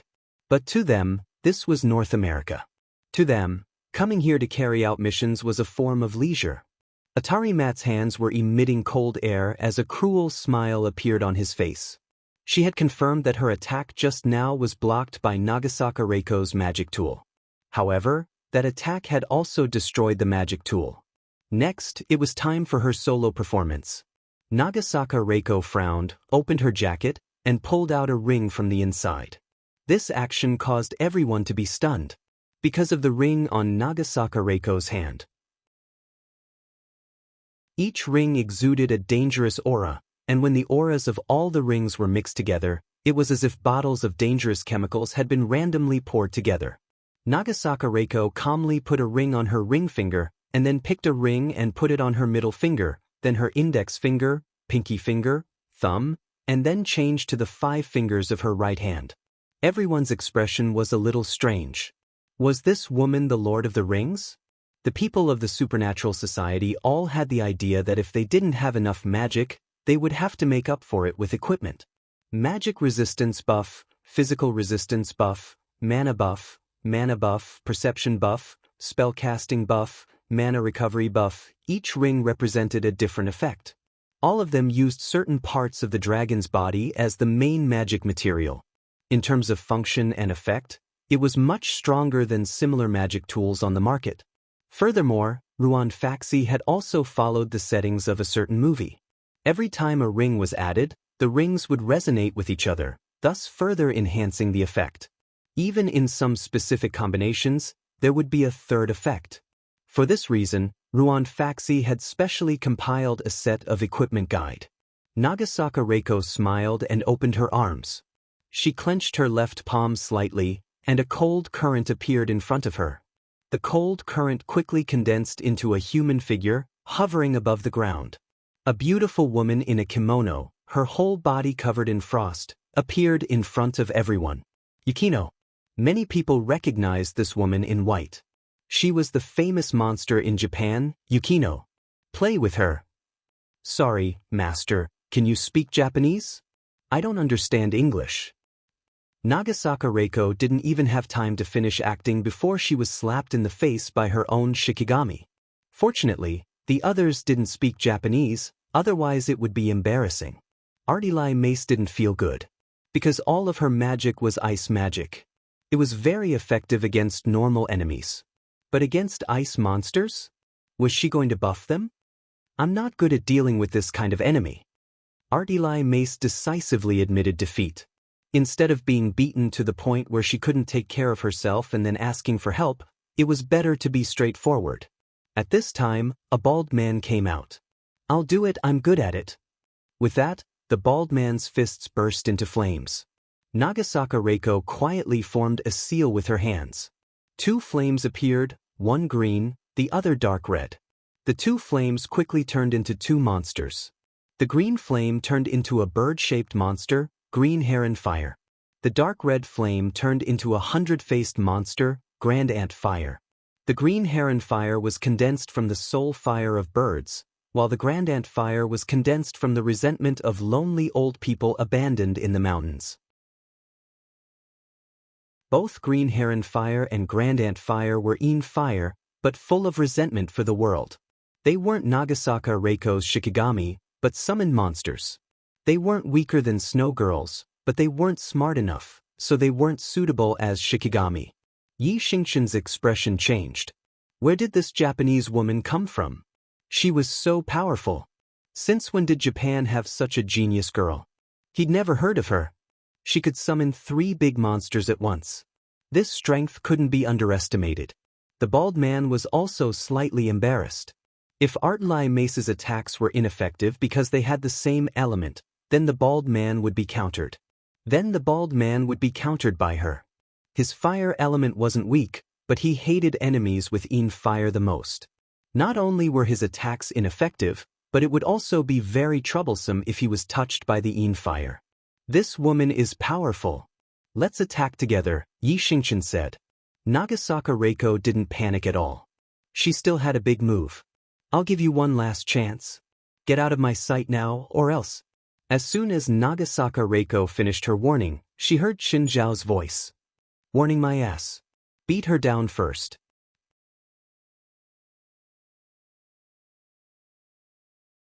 Chapter 28-22. Nagasaka Reiko felt stifled. Can you move according to my rhythm? But she couldn't say this, at least not in front of Qin Zhao. So, Nagasaka Reiko decisively chose to obey Qin Zhao's order. Facing a large wave of enemies, under normal circumstances, Nagasaka Reiko would cover her head and run. But with the ring, she dared to face anyone head-on, except Qin Zhao. She even dared to use an ultimate move that she hadn't dared to before. Nagasaka Reiko looked up at the sky. You forced me to do this. Nagasaka Reiko sighed. Using an ultimate move during the day was so tiring. At the same time, she looked back at Xiao He. Can you take me home later? What? Xiao He looked at Nagasaka Reiko, confused. Just then, the sky suddenly darkened. A patch of dark clouds covered the area. Nagasaka Reiko's lips moved, but she wasn't chanting. She was muttering. She didn't like using this move, especially during the day. Especially since it was almost noon, when the yang energy was the strongest. Suddenly, a cold wind blew past. Yi Xingqian and the others couldn't help but shiver. They just wanted to surround and attack, but now they wanted to retreat. The cold wind made them feel uneasy and indescribable danger. Behind Nagasaka Reiko, a series of real or illusory or real figures appeared. Everyone's expression changed drastically. A few of them were even more panicked and terrified. Most people only felt danger. However, the ones who seemed to be in a panic knew more than them. They recognized this spell. Ghost Parade. It was one of the 2 forbidden spells along with the Western Kingdom of the Dead. Of course, it was called a forbidden spell because it was too difficult to cast. Those who had truly mastered this spell would still use it in times of danger. Yi Xingqian felt stifled. Why did such a ruthless Japanese woman suddenly appear? You're so strong. Do you really have to fight us to the death? The road is wide open. Who can stop you if you want to run? We have small arms and legs. Do you really have to use Ghost Parade? Do you know what the consequences of Ghost Parade are? Of course Nagasaka Reiko knew. So she felt even more stifled now. Do you think I want to? Do you think I want to use the Ghost Parade on a hot day? Actually, Qin Zhao didn't force her. With her identity as the Lord of the Rings, even if she didn't use the Night of 100 Ghosts, she could still rely on her skills to take down the opponent. But she still wanted to show Qin Zhao that she could fight. He did not become an official member through nepotism. The Night of 100 Ghosts was obviously the most powerful move. Apart from the temporary contamination of the area, the user would faint for 3 to 5 days due to mana exhaustion and would be physically weak for 3 to 5 months. There were no other side effects. Moreover, during the day, especially at noon, the effects of the Ghost Parade would be greatly reduced. However, it was enough to deal with these people. The illusion of a huge, long-faced demon appeared. That was the demon commander Slippery Demon, the most powerful demon in Japanese legends. With Nagasaka Reiko's strength, it was impossible for her to summon a slippery fellow. This was just a wisp of crafty scoundrel's aura. But even so, it was enough to freeze the atmosphere. More and more demons appeared. However, some of them were too weak. They were so weak that they were reduced to ashes in 2 steps. The powerful demons hadn't completely appeared yet. At Nagasaka Reiko's command, all the demons that had appeared charged toward Yi Xingqian's group. The strongest of the demons that had appeared might not even be as strong as a dog. But they had the advantage in numbers. They pounced on the opponent and bit one person in 3 to 5. The opponent was a spiritualist and would not be hurt by these little demons, but they would definitely be flustered. Nagasaka Reiko was not in a hurry. The Night of 100 Ghosts was like this. As time passed, the bigger and bigger demons would appear, and the situation would slowly tilt in her favor. Right now, the opponent was just resisting with his back against the wall. Nagasaka Reiko had a very light and breezy attitude. Without even looking at the situation on the battlefield, she picked up the phone. Mr. West, I'm on Route 9 now.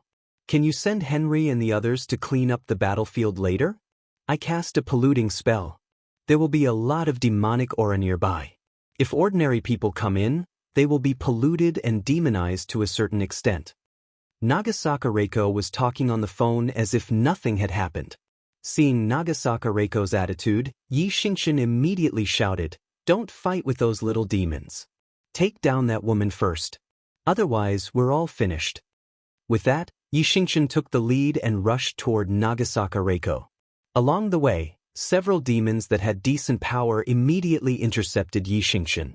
Yi Xingqian's figure flashed, and suddenly, 3 figures that looked exactly like him appeared. Yi Xingqian's real body continued to rush toward Nagasaka Reiko. "Watch out!" "Xiao," he exclaimed. Nagasaka Reiko didn't even look up. She was still on the phone, and her empty right hand casually raised. Hiss, hiss, hiss. Suddenly, a sharp, ear-piercing sound rang out. Yi Xingqian cursed inwardly and immediately retreated. At the same time, several clones appeared in a flash. As for the clones, they were instantly sliced apart. In front of Nagasaka Reiko, thin threads that could not be heard appeared. If it weren't for the bloodstains on those threads, it would have been even harder to detect. Behind Nagasaka Reiko, 8 insect legs appeared.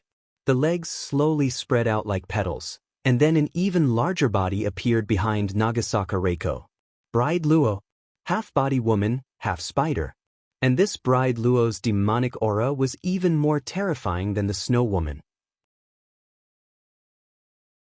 At the same time, it was accompanied by a strong smell of blood.